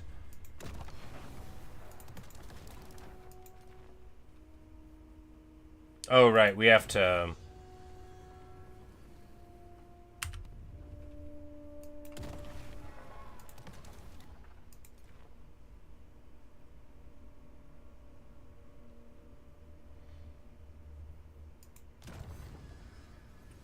Alright, so we need to go down that line there, but we want to get our buffed stuff first, I think.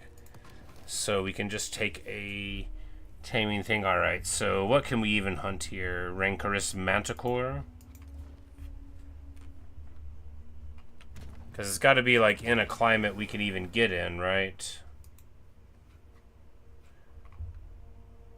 Well, I guess we're in the mountains, so let's hunt one of these, right?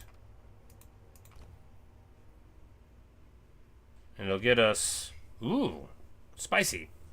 A summon for a Manticore, which,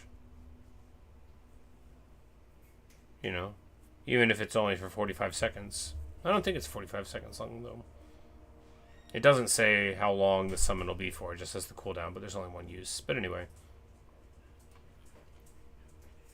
We'll see. And we're on the way there anyway, and we got to do some hunting.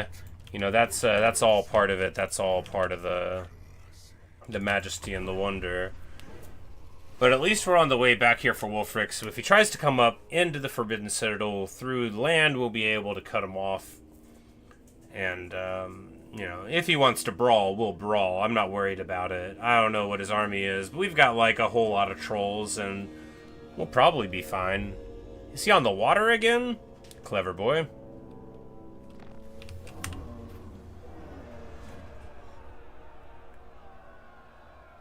We could give Berserk to all the units in the army, which is really good. You know, Rampage is fun. It doesn't matter.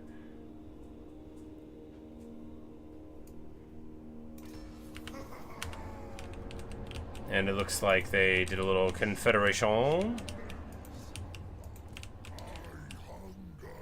Alright, so here we just need to, what? We just need to go into ambush stance and see if we can get him to land, right? That'll be the play.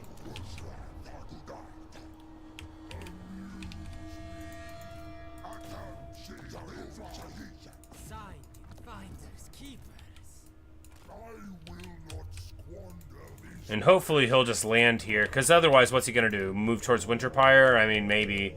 We'll just hope that he lands.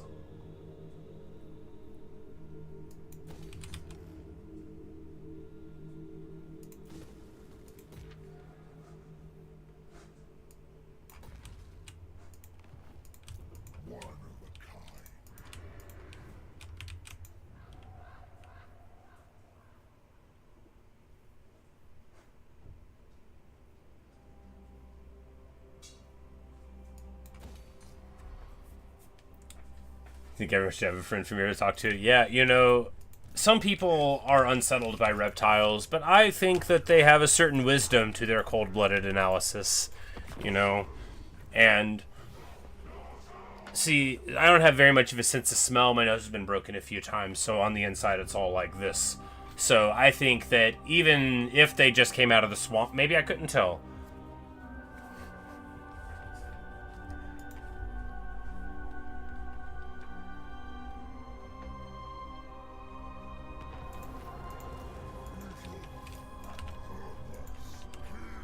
Alright, bad news is we can't reach them.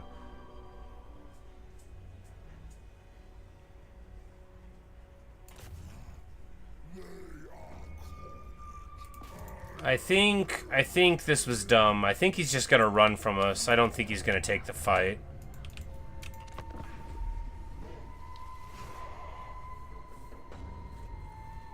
They do indeed seem friendly, especially from far away. Not like our ally over here, Putrid Scum the Regurgitator. If there was ever a Nurglish name, there it is. Oh, look! Throth the Unclean!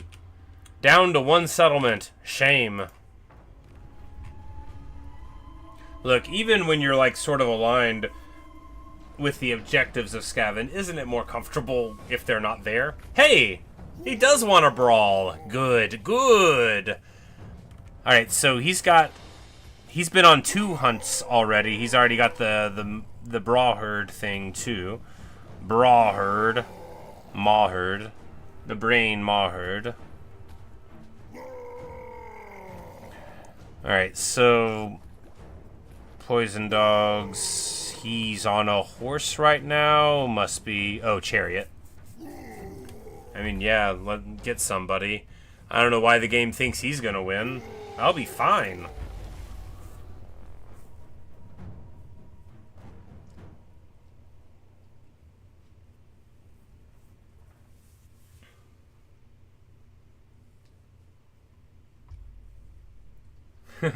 Flung the strong Bile Spear of the 4th, indeed. It's like they have the stylings of the European aristocracy, but all the specifics. You know, they're not exactly from a specific region, you know, they're just, it's more evoking the idea of being where they're from.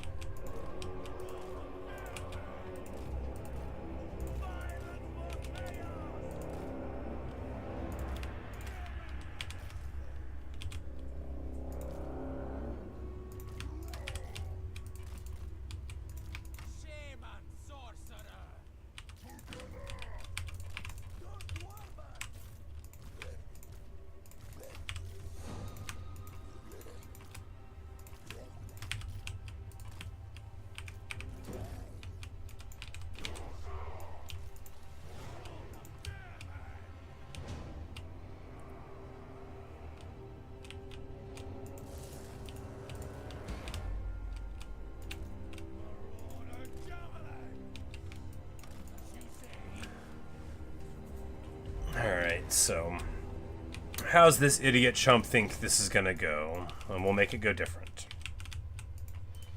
3 trolls around the side there to flank.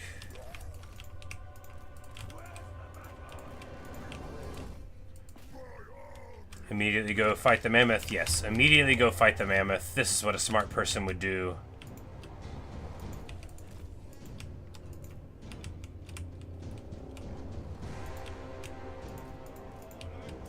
Chariot Rick has, you know, very few real, like, benefits available to him here. They want to brawl. We're going to brawl.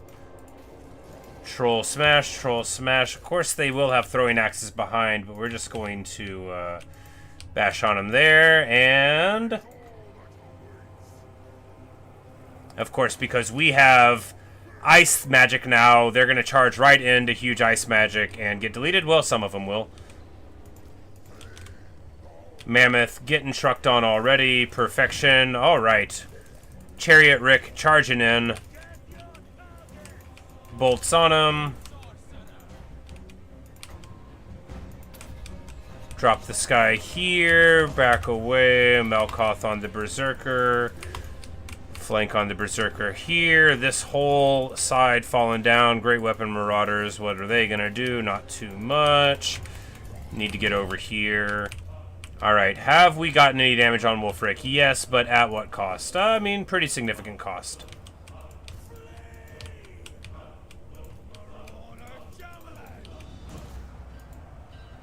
Bearman crumbling down, what are you gonna do, right? We are surrounded, but not like in a way that's scary, right? This mammoth is having a party, but not much of one. He's fighting people that he doesn't want to fight, and this other flank has gone beautifully. Little bit of metal magic of their own onto us, but it looks like we'll be just fine here. Flank onto the Berserkers. Flank onto these Berserkers. Need to get in here. Melkoth, yeah.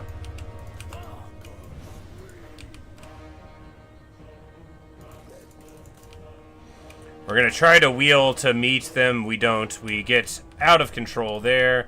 Oh me, oh my. It'll be alright. You know, didn't really have an answer for these throwing axes. It's okay. The mammoth didn't get into the lines, and that's what matters most. Because for all of the faults of this plan, the mammoth's gone, and our hero core is fine. I just thought that we were going to be able to stand up to Chariot Rick a little better, but I guess he went into, you know, non-charge resistant infantry, which is the target for a chariot. And we end up getting away with it pretty well indeed. Say you hope to indoctrinate your friends to play Total War 3. Well, I hope you can do it. I want to play multiplayer. I love to watch multiplayer. I've never played a single multiplayer game in my 2,000 hours across 1, 2, and 3. I've never played it, but I watch like player, like competitive multiplayer.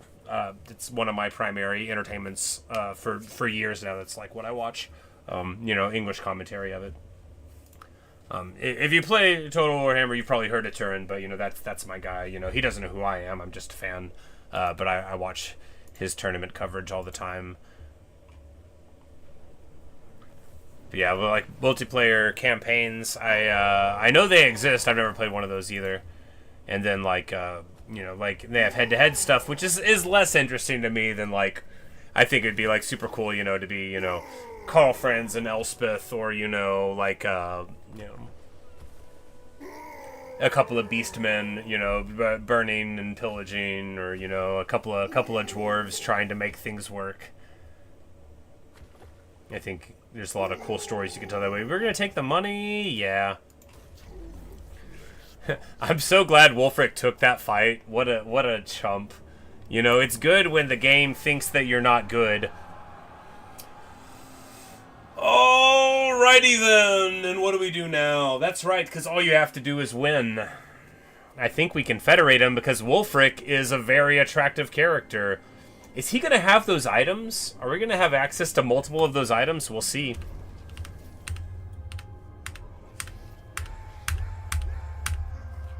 Alright, and just like that, We have way too many liabilities. All right, this army's got to go. Probably keep these heroes though.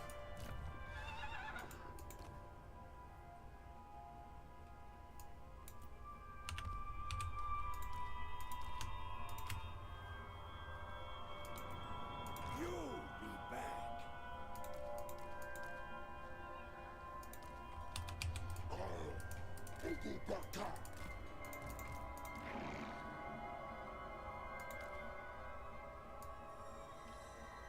Not this one, because we can get a higher level one just out of the box. Alright, where are all the other armies? Y'all ain't gonna make it. Alright, this noble's level 6, he can stay. They must deliver annihilation.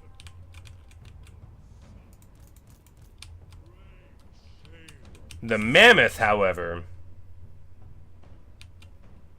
I like mammoths.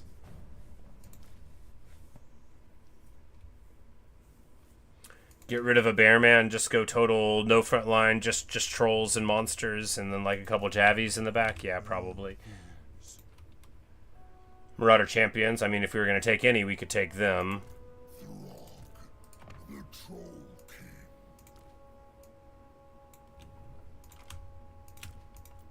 The weak. So I can't afford any of these armies, right? And we don't get any economic benefits for having gotten all of these lands. Might start with a Grimgore campaign to come some folks for fun. Yeah, I haven't finished a Grimgore campaign in 3, but I've played a couple of them. Man, it's just so fun for the first like 20 or 30 turns, just going around and smashing. You know, you get because Grimgore is such a raid boss, right? Oh, okay, we get Monolith of the Bloody Hand. He's already got. All right, all right.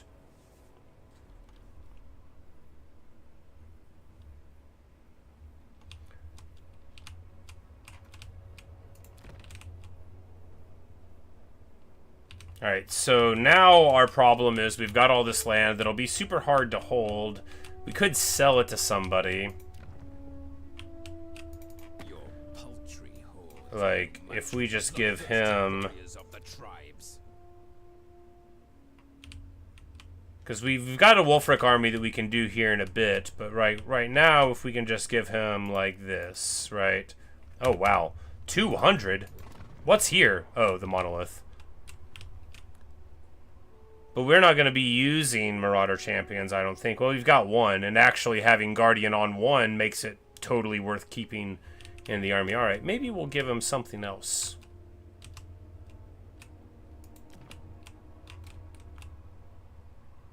Your paltry hordes are no match for the bloodthirsty warriors of the tribes.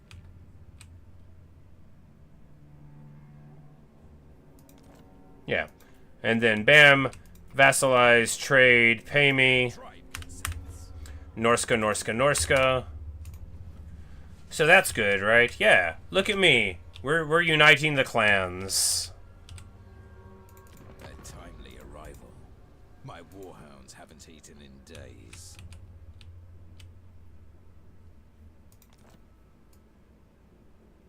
Oh, and he's already a vassal of somebody. Well, that won't do. Alright, good stuff. We now don't have to worry about these guys, at least for a while, you know. The thing about vassals is they may not be loyal forever, but if they'll just pal around with you for a bit, that'll often be enough. We'll pay him a short amount of money. Short? Yeah, I'll say it to his face. He's Azog. He's got, like, stilts, you know. He knows that he's taller than the other dwarves are.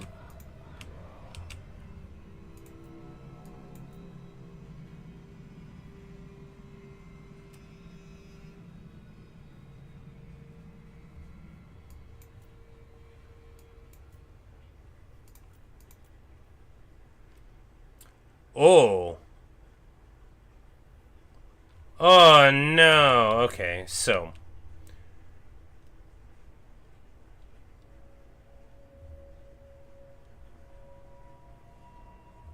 Well, it looks like this place is just going to blow up eventually. Because 13,000's too much. Oh well. We'll just cancel that. And when it blows up, it'll blow up.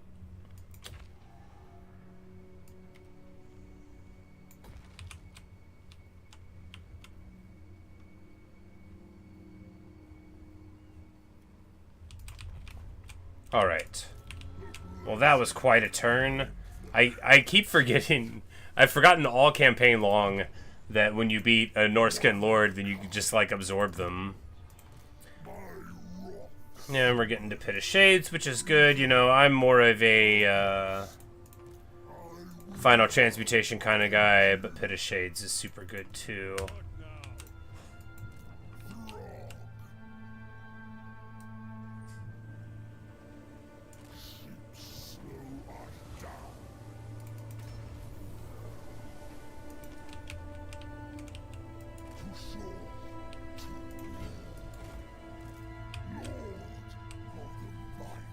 Grimgore. Yeah. Dude, my first Grimgore campaign was so fun. Cause like going from playing like dwarves or Empire or vampires in Warhammer 1 and then getting Grimgore, and I'm like, wait, you mean I just win? Wonderful stuff. And then in 2, Grimgore was fun, but man, when Grom came out, I had the most fun with Grom campaigns. I had this whole build where you could go and take out Skarsnik and keep the spider. You know, you could do it a very specific way, and then like it was just like the best way to start out. And then you could go anywhere you wanted, because, you know, Grom with a spider to start is cartoon awesome. All right, we just need to end the turn. It's a lot of stuff. A lot of stuff.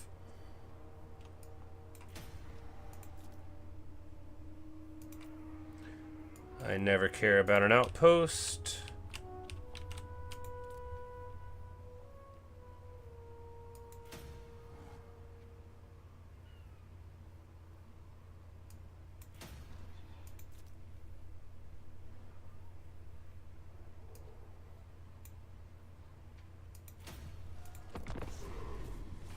Woodstock is also awesome. Yes. I even really liked Old Azog the Slaughterer. I had some pretty fun campaigns with him, especially in 1, because he was, you know, up there in the weird corner. You know, you got a lot of different enemies than the early game. You know, the vampire magic, being a flying lord, that was a lot of fun.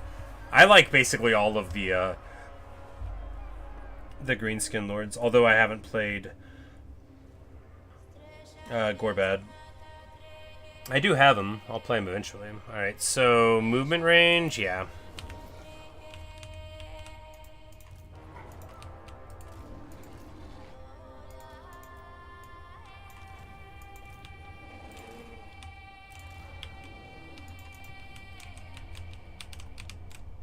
Alright, so do we pop a Sayl now? I mean, maybe.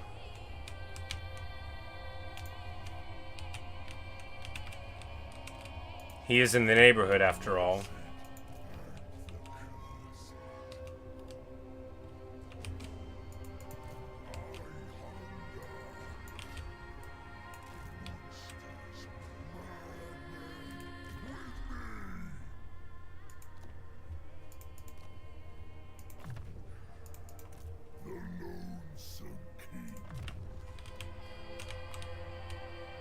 Oh yeah, we need to get to the old, oh no, not like this. Alright, he got back in.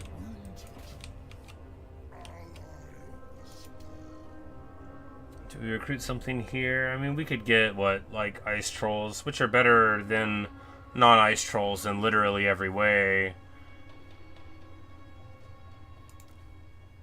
Oh wait, no, they don't have a bonus vote weakness versus fire like ice trolls do. I see.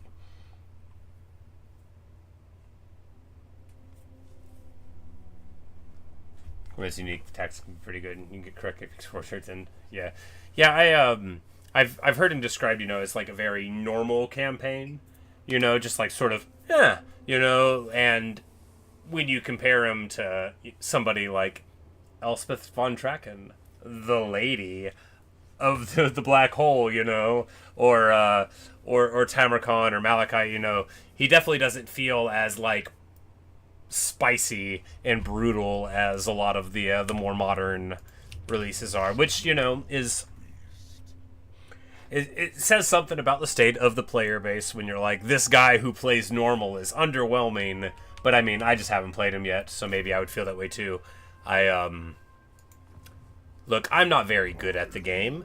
I welcome opportunities to win without knowing what I'm doing.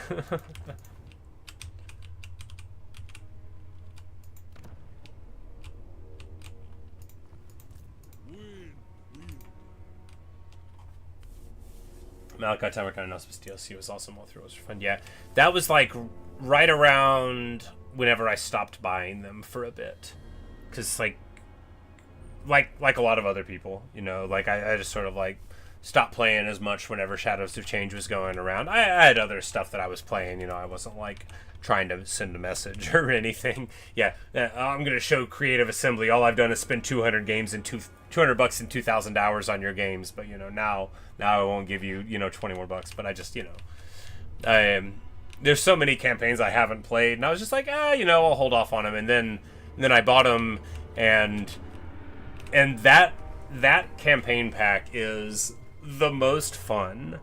Like, sure, they're all broken, but like, oh man, it's just so good. All three of their campaigns are so unique. I love them.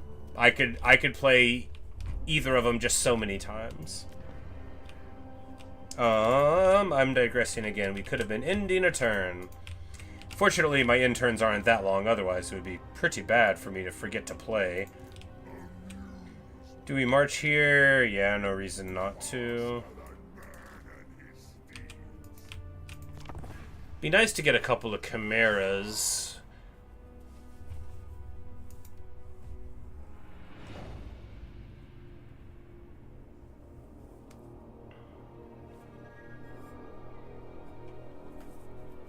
But I guess we could be using this opportunity too to, you know, get our allied recruitment on, because a couple of magma cannons would really go a treat with this army.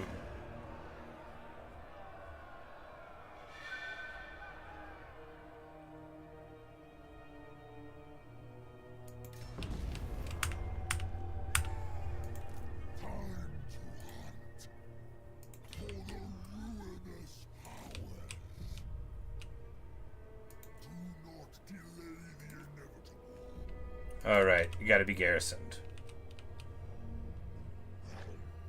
I remember. I mean, I didn't. But I remember.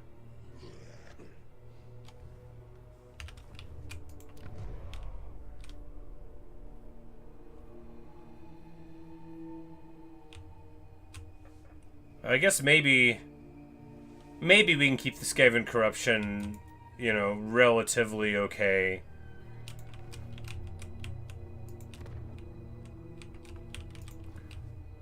But no, Elspeth was a blast. I'm not very good in, like, gunpowder. Like, I just don't do a very good job. But I still, like, oh, man.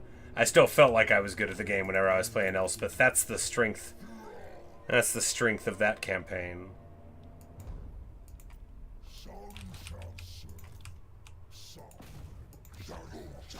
And here, we're just trying to get these guys experience, right? Because when we finally get to the point where we can afford another army, we're going to spin Wulfric off, and then we'll have a crazy strong hero corps to go with him, right? And that'll be nice. Because I'm totally down to just have more trolls and trolls and trolls here, and just a couple of the Femur Nobles due to Throgg's, because we're about to get into Throgg's unique line here, if I could get into a battle and quit talking. But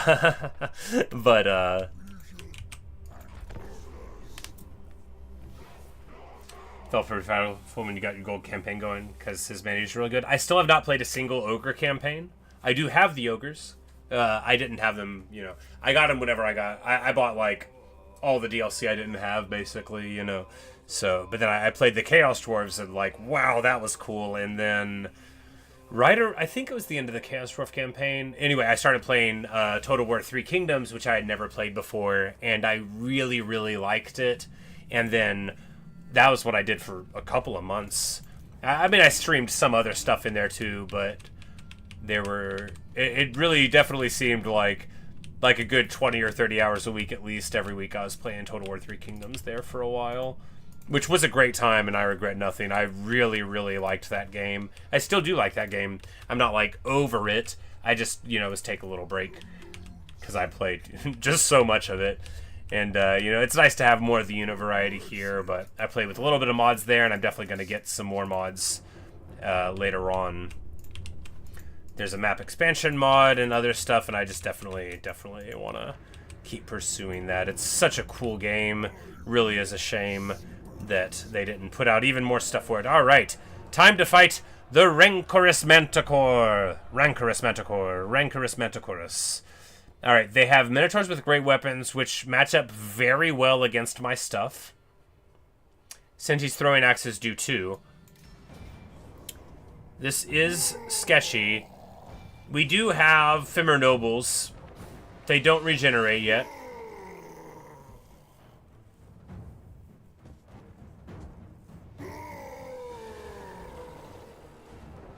Does Throgg get the 5 bonus versus infantry from the research? That's crazy. Does he get the missile resist from the research? No, he just must have that. Alright, let's get to it. Minotaurs are speaker. Minos are so good. Oh man, when they finally reworked Beastmen and gave them like free upkeep. But back in the day, I used to like you could lean on like 2 units of Minotaurs for a whole Beastman campaign. I would just have like a whole backup army with crummy little Ungors, and then I would just micro like my one Lord and my 2 Minotaur units because it took so long to be able to get more before the dread system. Manticores always fight with ferocity to rival the tenacity of the opposing party.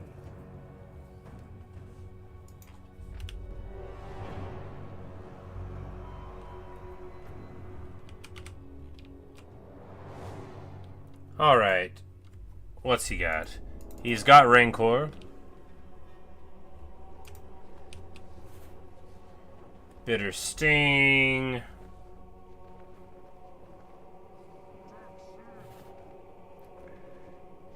Cannon fly. Okay, so is this ability gonna lift somebody up in the air? Maybe. Too stubborn to die gives them cannot die 50% ward save if any enemy or lord hero is around. Okay, crazy. Alright, well, in conclusion, he definitely seems like he's going to be a hard nut to crack. If they have reinforcements, I don't know what's going to happen here. We'll just have to see.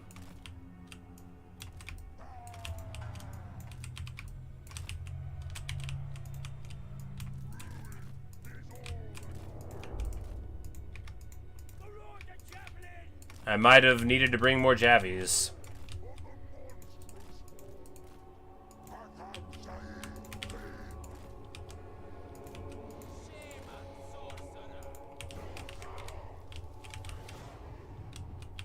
Yes, I know that's the objective, but how, Precious? Alright, so it does have a sting, and I guess it's good. It stings you, drops you, and then, like, everybody hits you with throwing axes or something.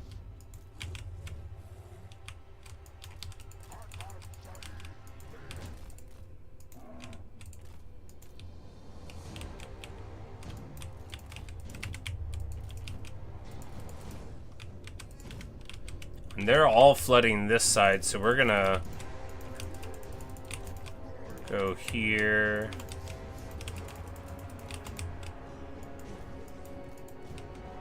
Did I take Plague Arrest? I didn't. It would have been nice. Alright. We have got him to land. That's good. He doesn't have Strider, so fighting him in these trees is fine, actually. Or feels fine-ish.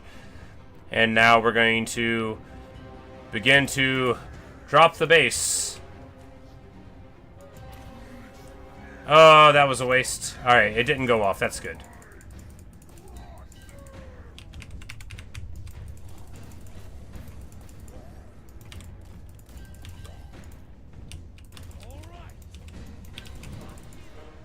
Alright, the good news is that the Manticore is engaged with all of our guys. Alright, now he's getting out though. Alright, so our Famir are certainly better suited for this than our previous thing was. These Sentis just charge right in. That's pretty bad though. We really needed these Javelins online. But I guess we'll be okay here, right? We'll just beat the brakes off, right? He's got 13k HP and 50% ward save. Oh my goodness, look at this side though. Oh, that's bad. Oh, that's real bad. Maybe we won't win. We really need to get this kill. If he like takes off in the air or something, I don't know what's gonna happen to us. Oh, that's rough. That's rough work, all right.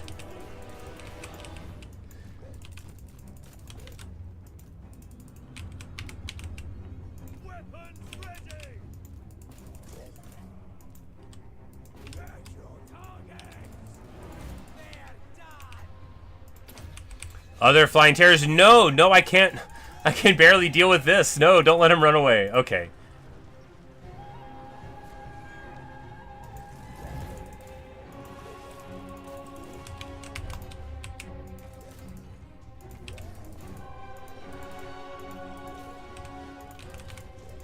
Sentis with throwing axes just doing such work. Oh man, oh man, oh man.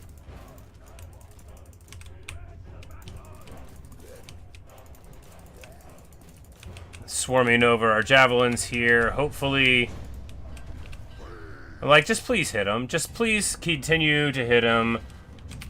Okay. Oh goodness. Oh boy, that is so many. That's so many. Oh, that's real bad news, bears.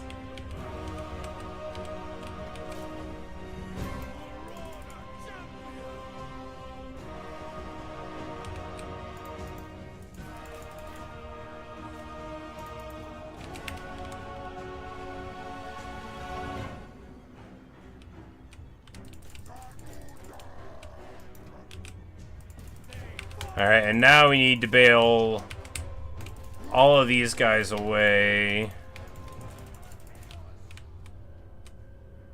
Because I don't think it'll die at all, even at 1 HP. But then we're just going to leave the mammoth and stuff on it.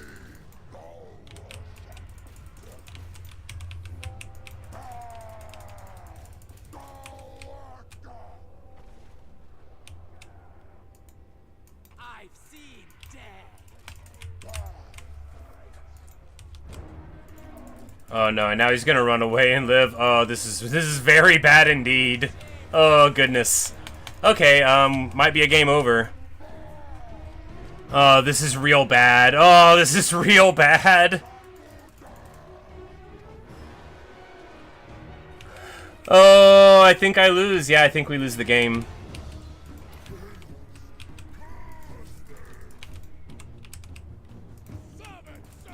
Pretty sure it's a game over.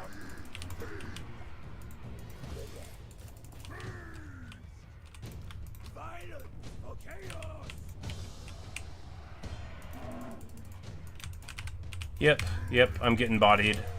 We lose.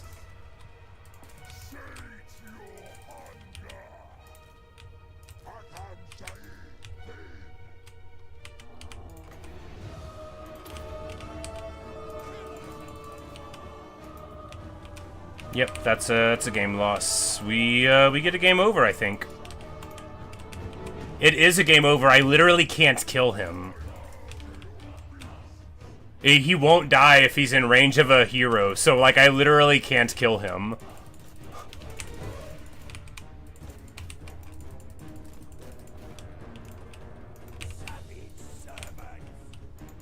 The entity can't die if there's a lord or a hero around him.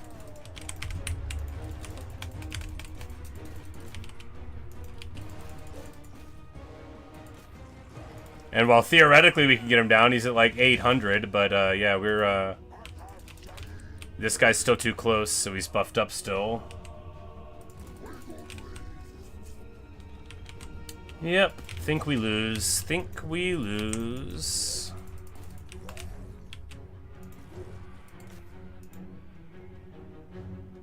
Cause now he's like running away, right? So I can't kill him because I can't catch him. He's gonna go into the air, and now we're on the ground losing the game. Oh, that's so rough. Oh, that's so rough.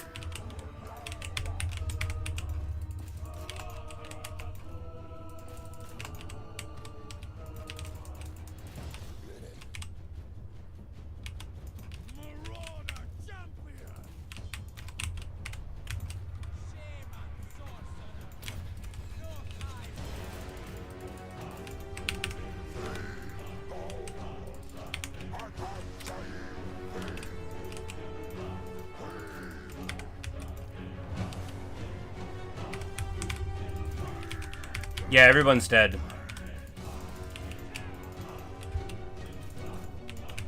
They brought in like a whole bunch of flyers and collapsed everything. Yeah, I mean we lose. It's a game over.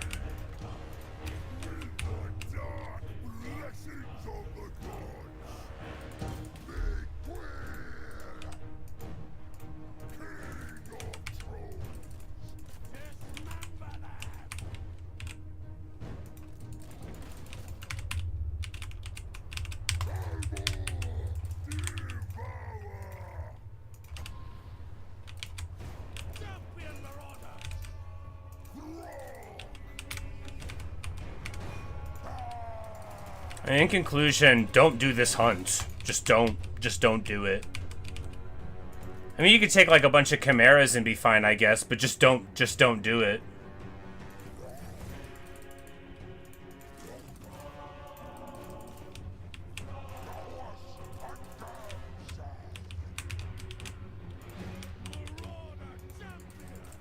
Please kill it.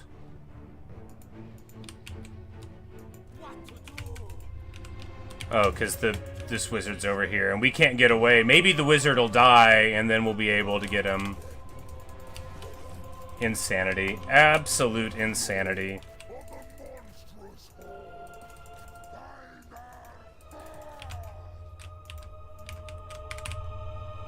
Oh, man.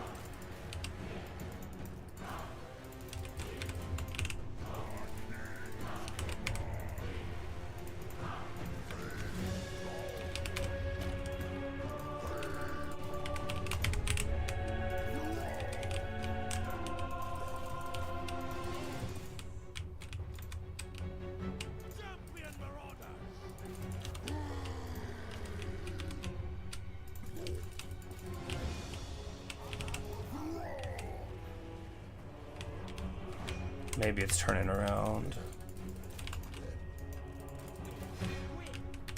Maybe it's turning around. I think the big one got taken down somehow. I have no idea how. It's crazy. Like, what even is this battle? This feels like a final battle of the whole game. And it's just like a hunt. Well, you know, they really nailed the this is difficult thing, I guess. Man. And I guess they sort of nailed the you don't go hunting without a preparation to fight the thing you're hunting. I guess I just thought it was gonna be different. It's a freaking manticore, right? Like what's even going on here? Anyway, the whole army's dead. Alright, their army losing. Absolutely insane.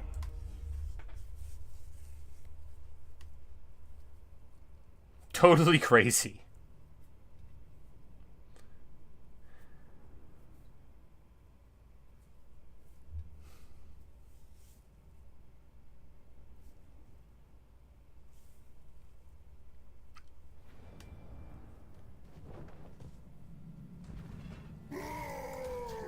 Yikes. And I don't even get a recruit one now. All I get is this little manticore summon.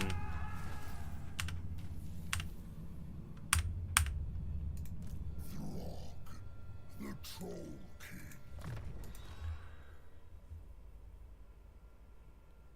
But I do indeed have 2 ancient chaos frost dragon scales, because when you confederate Wulfric, you get to keep it. So that's pretty funny.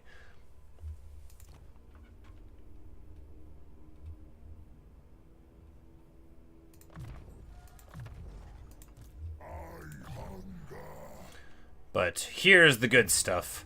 Horribly regeneration. Wonderful. One of a kind.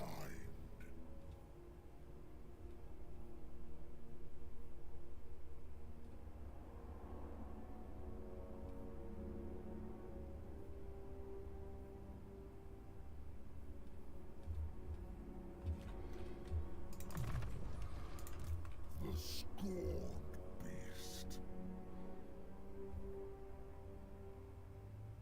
Alright, we'll give one of them the movement and the pillaging thing. The other one, the damage.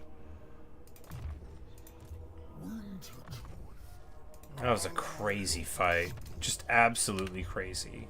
Couldn't believe that. But I guess, you know, that's what I get. If they fly, how am I going to deal with them? If they run away from me, you know? How? Ledger sales if I, yeah, I had like a million whenever I quit, you know, just because when you get to sack something for, you know, like 50k or whatever, pretty soon.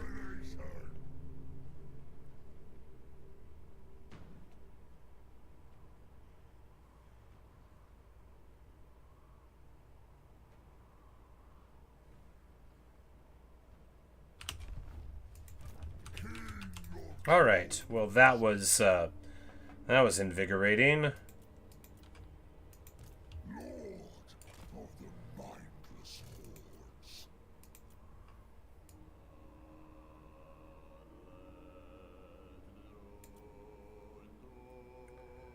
I'm like, hell cannons? No, they don't like us enough yet. Oh, I guess the outpost, do they give you... Like, do you get more points towards it each turn? I don't even know how you get points.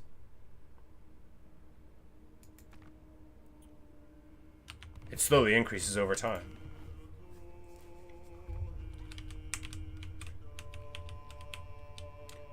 Yeah, I didn't, like, even use very many of Sayl's unique effects. It's such a good campaign. This is a great campaign, too, though.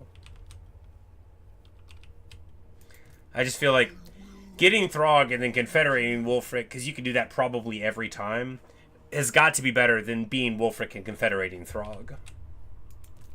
But I guess it's just, you know, it's just how you feel about stuff. It's not, like, definitely true.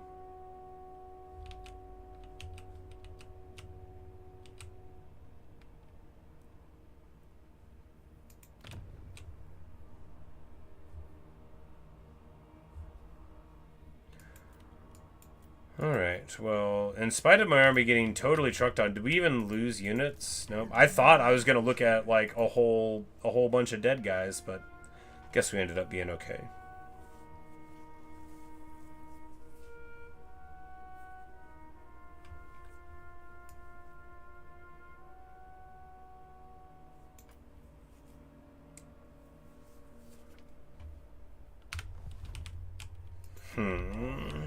Alright, what next?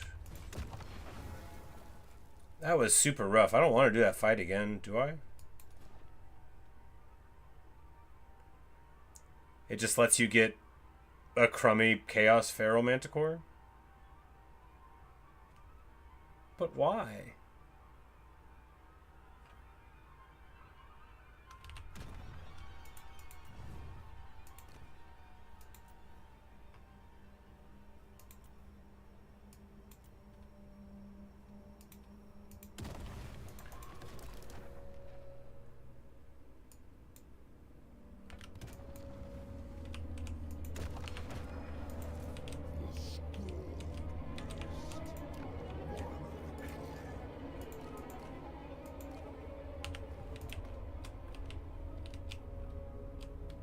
Alright, well, what next? A Sayl? I mean, we are in the neighborhood.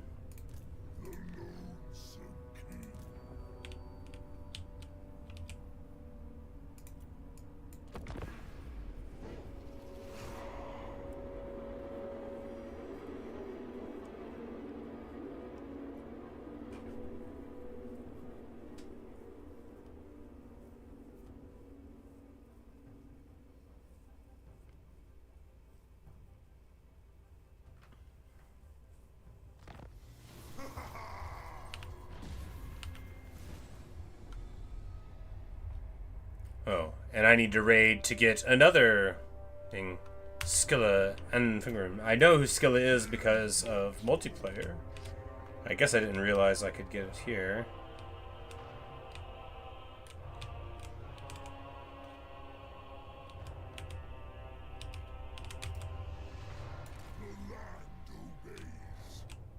Oh, I can't. I'm like, I can't recruit. This isn't where I'm from. I guess we just, like, raid them? Yeah, we're just gonna raid them. Whatever. What are you gonna do? Say something.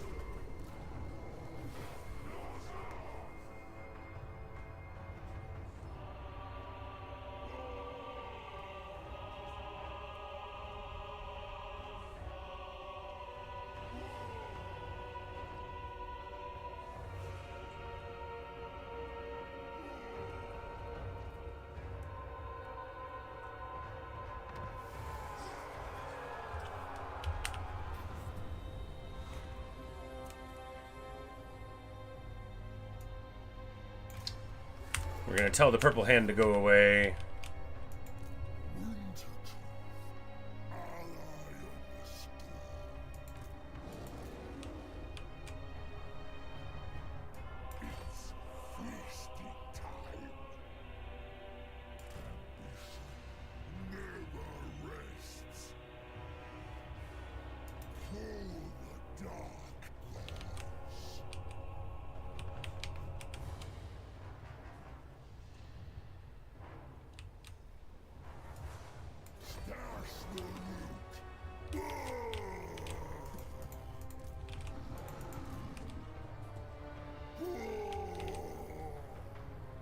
We're about to have too many heroes.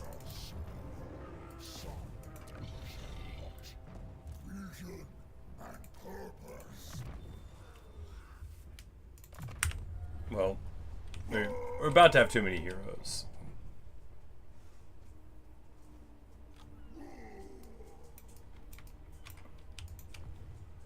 I mean, not for the Earth, just for one army. We can get a Wolfric army. How am I revenue positive? That doesn't even make sense. I get because raiding camp drops the income requirement too.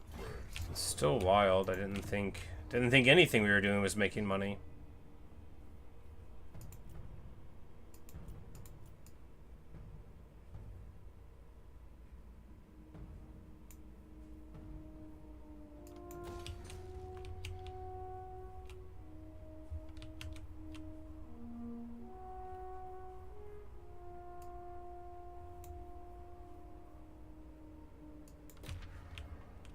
I guess we'll do that one.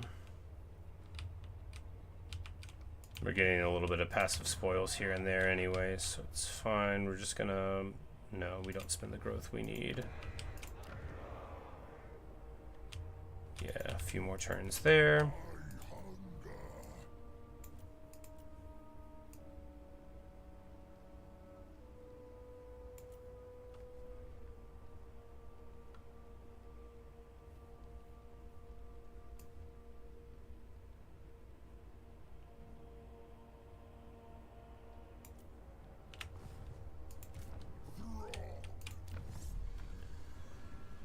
Alright, and here we need to get this one so that we can hunt a couple of these other ones. Yes.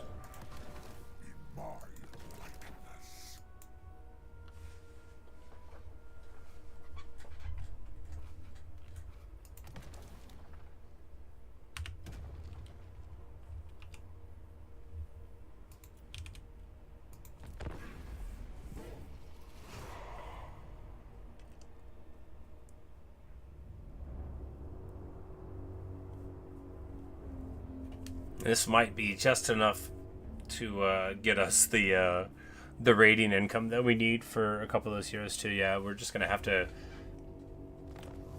figure out what we're doing. Yeah, yeah, there we go. Bjorg and Skilla. Oh no, we got Bjorg, but Skilla needs us to do a little bit more. That's okay.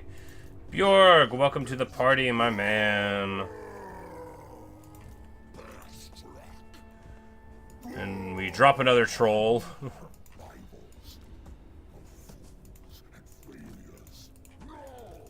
And we're in like full hero hammer now, even though, yeah, eight heroes for 7 troll things. So eight single entities, 8 of that. You know, 1 marauder champion to sit there in the front, and because it has guardian. Really, just because it has guardian.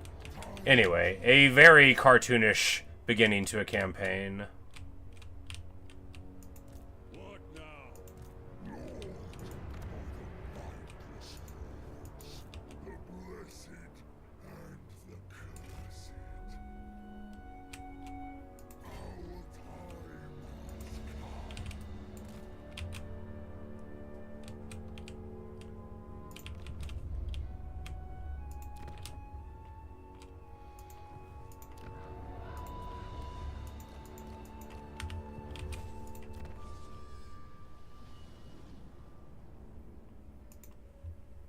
But maybe we just want to go here, right? Maybe.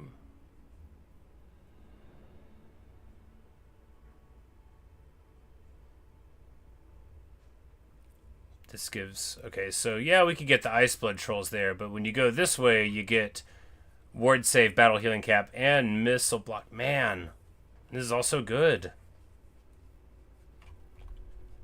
So do we get the hunting? It would take 13 turns to get that. And in that amount of time, we could get even more great heroes. Or just save on postage. Yeah. The hunting, we gotta get the hunting, right?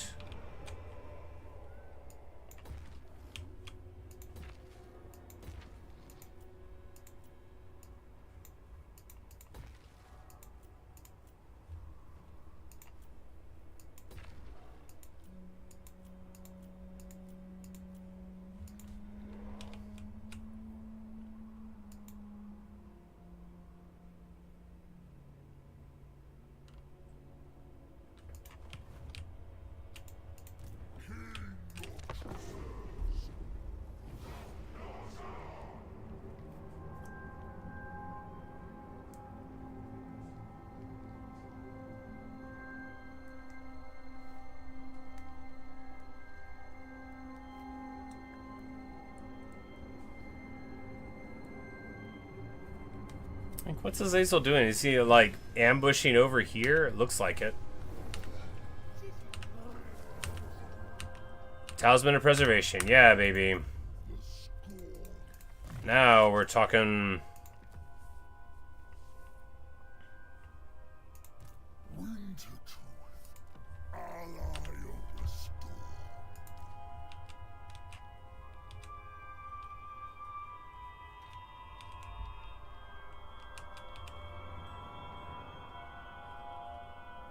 It's feasting time.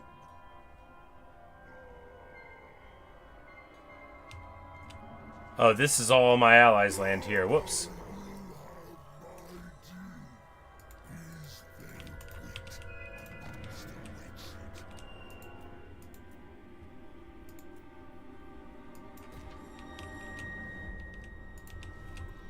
No idea how long these lands are gonna still be mine, but hey, for right now, we're gonna have to take it. 90,000? I guess we're just gonna let them be there. 90? It's a bigger number than I thought it was gonna be when I looked at the unusual location. Okay, they're all over the place, and they're all 90,000. Well, I guess we should have burned down the first one.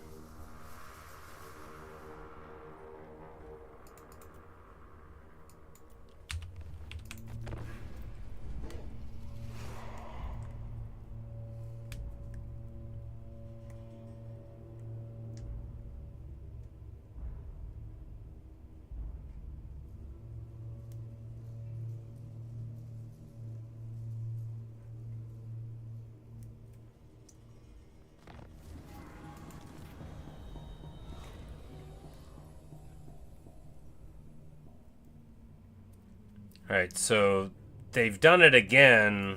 We're gonna demand they stop doing it, and I'm sure that doesn't matter.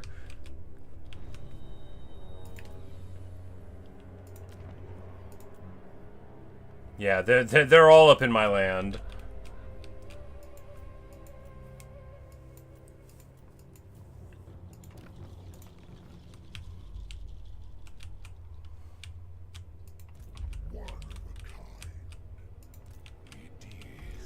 Right, so Sayl has, you know, Marauders, Warriors of Slaanesh, Chosen, just stuff.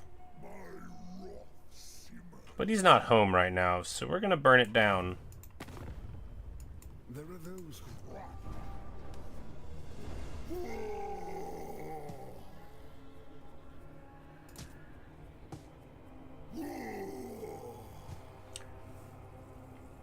You know, I bet it'll be worse if I auto it, right?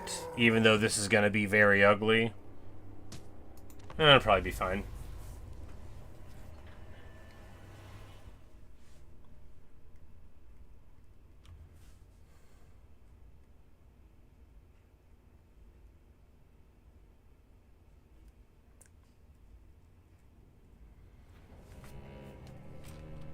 Say, our single entity brick can just run in, right?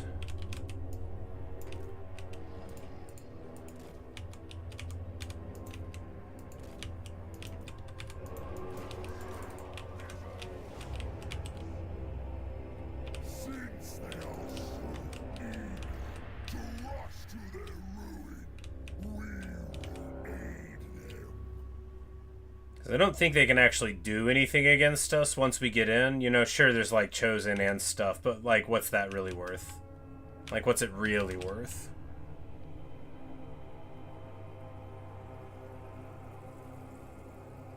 The real worry would be them breaking down the gate partially and then getting invited inside. Like right now, they're like thinking about hitting the gate, but they're not hitting it. Only a couple of them are occasionally hitting it.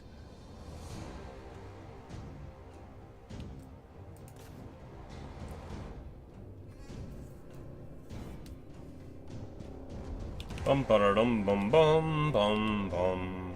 All right, there we go.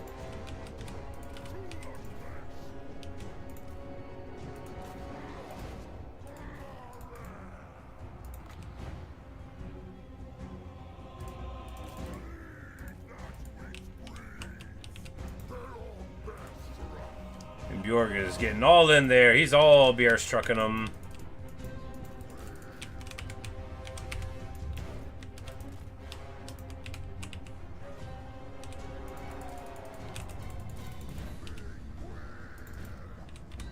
Man, he's getting tuned up. Oh, he's probably against gray weapons. Oh, and an exalted hero. Well, that would explain it. It sure would. Where's Throgg?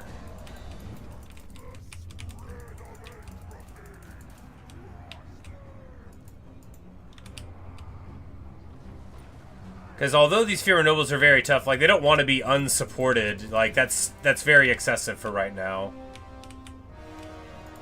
You know, they don't have regen, you know, these aren't like high level heroes, they're just, you know, I just believe in them. But here, we're going to drop this onto them. This is going to absolutely demolish them. It's such a good ability. You know, they give it to you at the beginning of the game, and it is the way to delete elite infantry or otherwise infantry blobs with its 50% AP and massive, massive damage. It's all you really need on a hero to deal with your problems.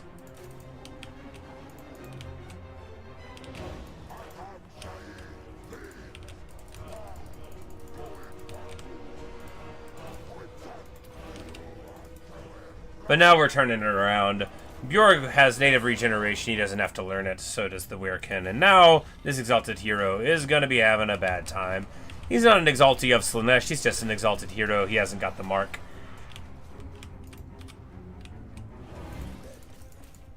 But exalted heroes are no slouches whatsoever, even on horseback. Which is like, you know, you'd see it in PvP, but you wouldn't want to take one on horseback for PvE, in my opinion, you know. A hero should either fly, or he should be small, or maybe sometimes on a chariot. But a horse is like if you have a caster that can't fly. But although this was pretty messy, I think it is drastically better than we would have got from the auto-resolve. Auto-resolve has no faith in your ability to execute a plan. It's like it's been watching me, right?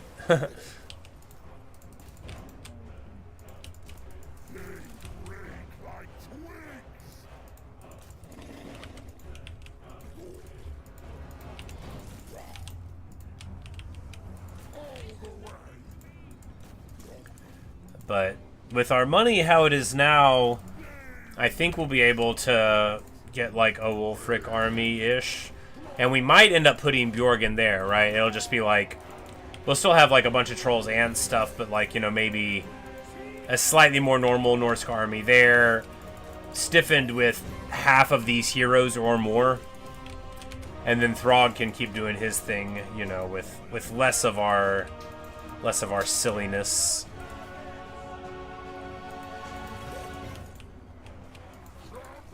Of the hero variety and more of the silliness of the campaign variety.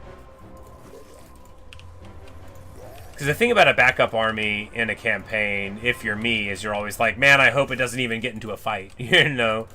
I want my legendary lord to be the one. But here, Throgg's not too much overleveled from where Wulfric was because we had a few turns of just running around, right? Oh, yeah. Manticore summon, that's right.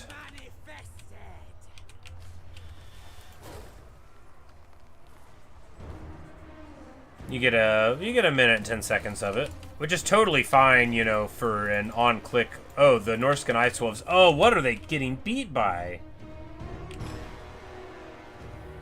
Gorby's chariots, I guess. I think it's just they were fighting. Oh, Chaos Warriors. I was like, Gorby's chariots shouldn't have a bonus enough against large models to be doing that. But, you know, if you just fight for a long time, I guess they totally can. And here's the army losses that we were looking for. Beautiful.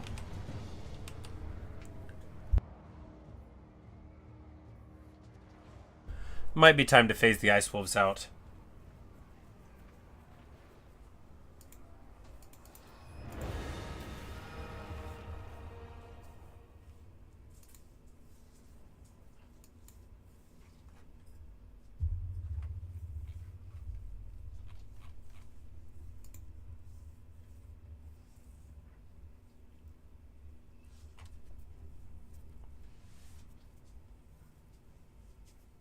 The east belongs to Morglum. The east is green.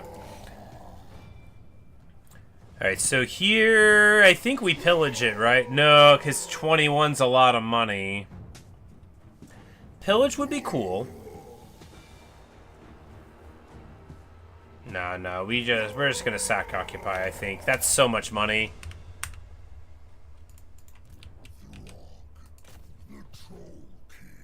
Oh, we can sack altar. Yeah, perfect.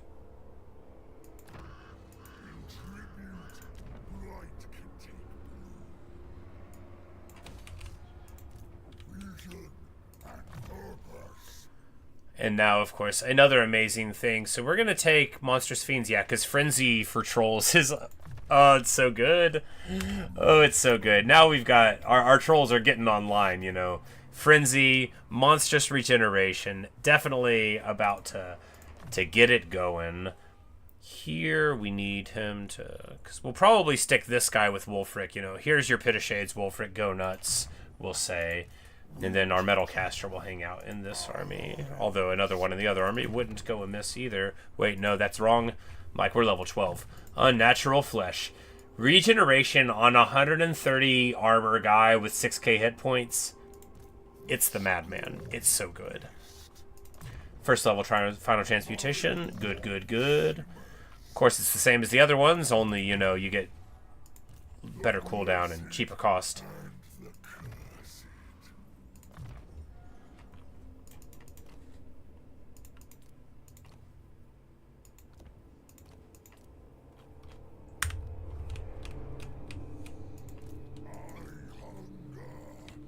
And now Azazel is like a stateless guy. Wait, how is he green with them?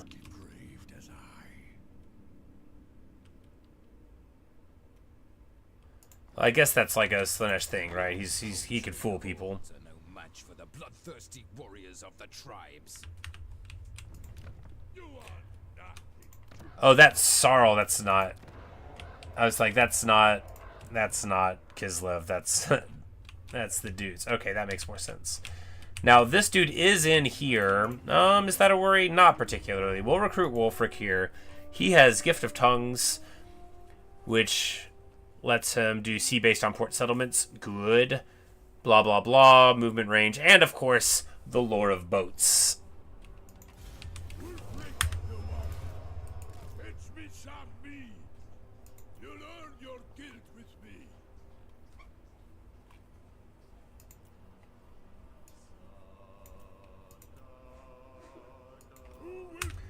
But I don't think this guy's gonna come over and fight here. Even if he did, even with Wulfric, I bet it would give me the auto resolve win.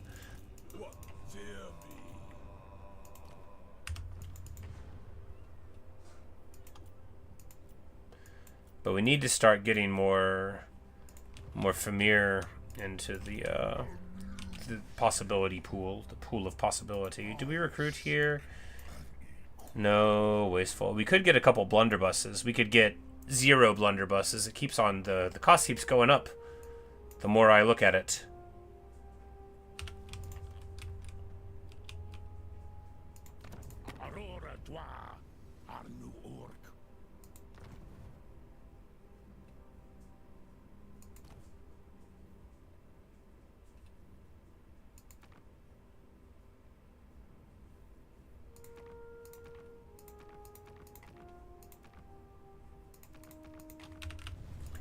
Minor faction. Never gonna build anything good. But hey, he could someday. You never know.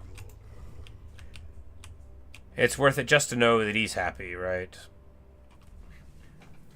Oh. This landmark gives you unyielding assault when fighting against dwarves. That's pretty cool. Unyielding assault, of course, makes it so that your attack never goes down, regardless of debuffs or, you know, spells, loss of vigor or anything like that. Very good stuff. We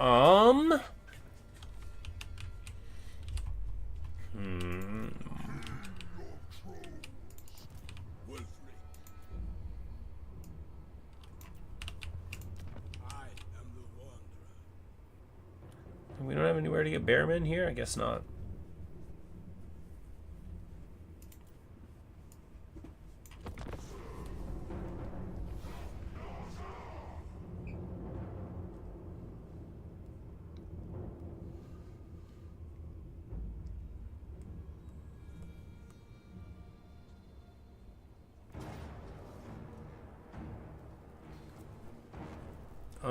Yeah, bet, buddy.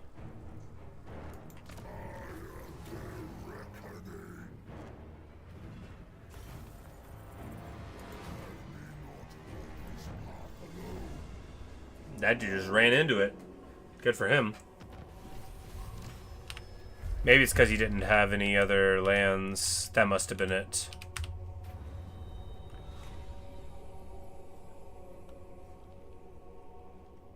We're gonna keep on asking them to stop settling in our land, and they're gonna keep ignoring me. Alright, that was the end of him. Oh, we get a bunch of very nice stuff indeed. Helm of Discord. That's some spice. Helm of Discord ability, of course, lowers attack and defense in an aura around you. It's just so good whenever you get to laying the beatdown down.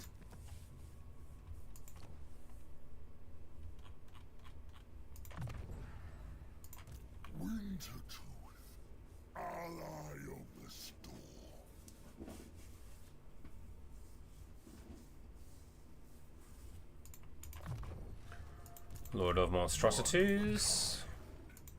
The lonesome king.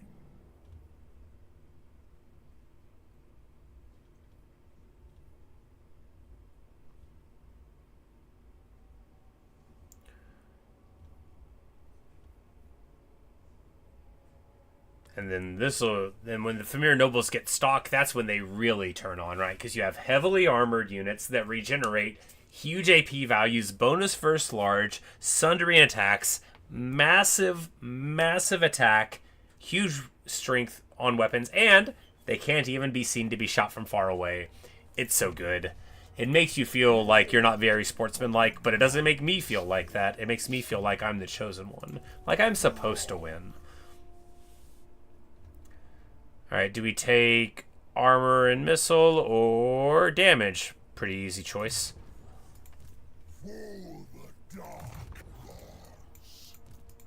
Ooh, and we got Skilla. Kill for corn.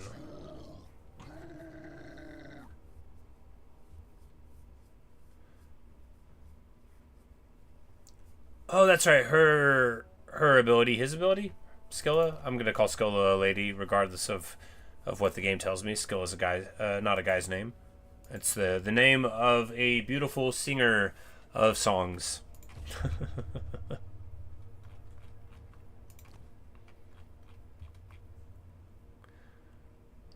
So many of these beast trainers. Everybody's got one.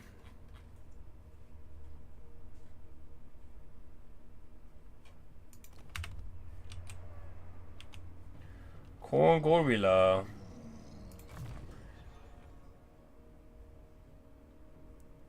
Oh! Alright. Alright. Negative 25% upkeep for skin wolves. That's nice. That's a real nice trait. And wants to fight Slanesh. Good. Well, I think we'll throw Skilla up here to Throgg. To Wulfric.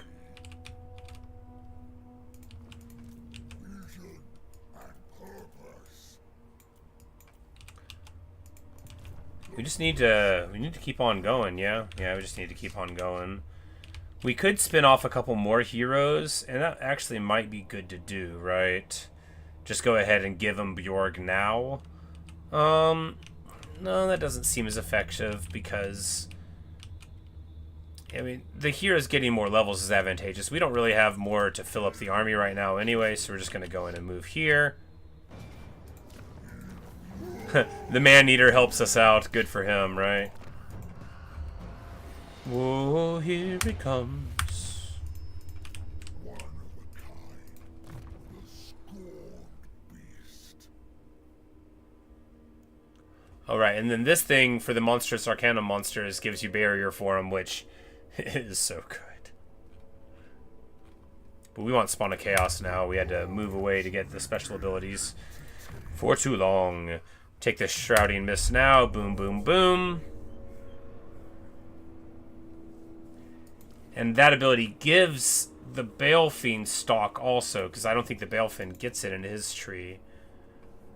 Yeah, he gets it from the Fimir Noble thing. So very, very strong setup now.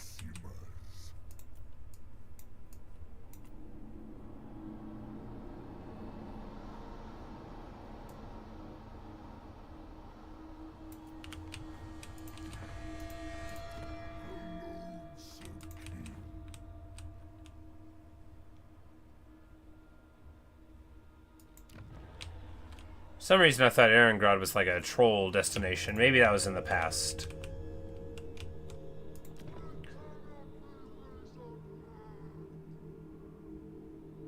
If Wulfric's army is in a sea region near a port, it can travel to that location. Huh.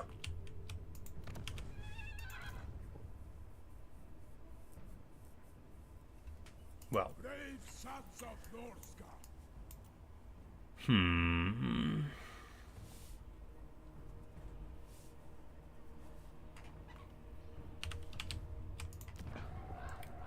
Doing Wulfric with more of like a skin wolf centric army would be great with the Skilla thing and the others. I don't know. I don't know.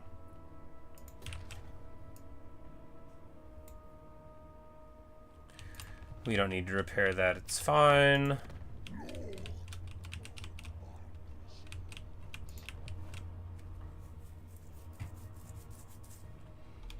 Because this guy's going to be here. If he moves over here and fights, Wulfric wins, right? So we can keep on just running through the lands here, and then we're eventually going to have to fight Arbald the Undefeated, probably, which is going to be, oh, just the worst time. I mean, it'll be fine. It'll be fine. I'm sure we'll do okay. it's just miserable. It's miserable to fight him. He's so strong on the battlefield, too. Might actually be strong enough for our ridiculous hero blob. It's not that ridiculous yet. You know, right now it's just a normal hero blob. But I think I'm going to take a little break now. Or rather, I think we'll go ahead and call the video now. I'm getting a little hungry, and since I plan on streaming for probably, you know, 8 or 9 more hours all day long, why don't we just take a nice break here? 3 hours is a good session, and then whenever we come back, we'll be ready to play some more.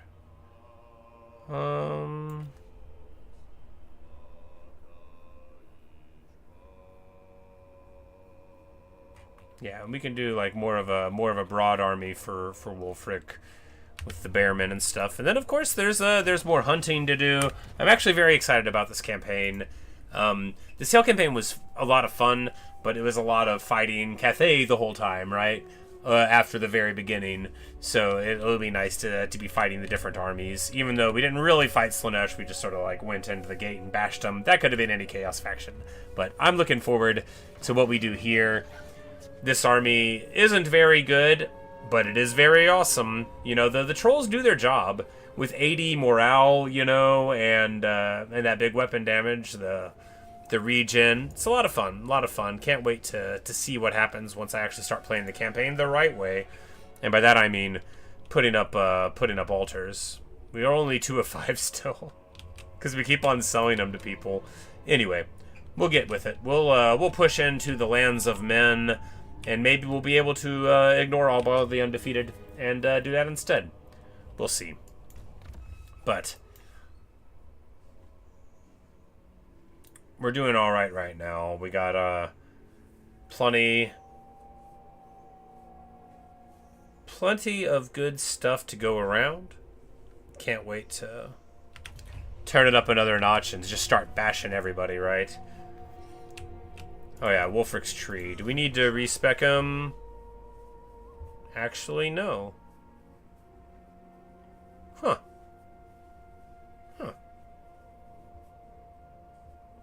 Oh, and he actually has the Skin Wolf thing there, so yeah, it'll be totally good. Bloody Hunter Champions we know is good, and then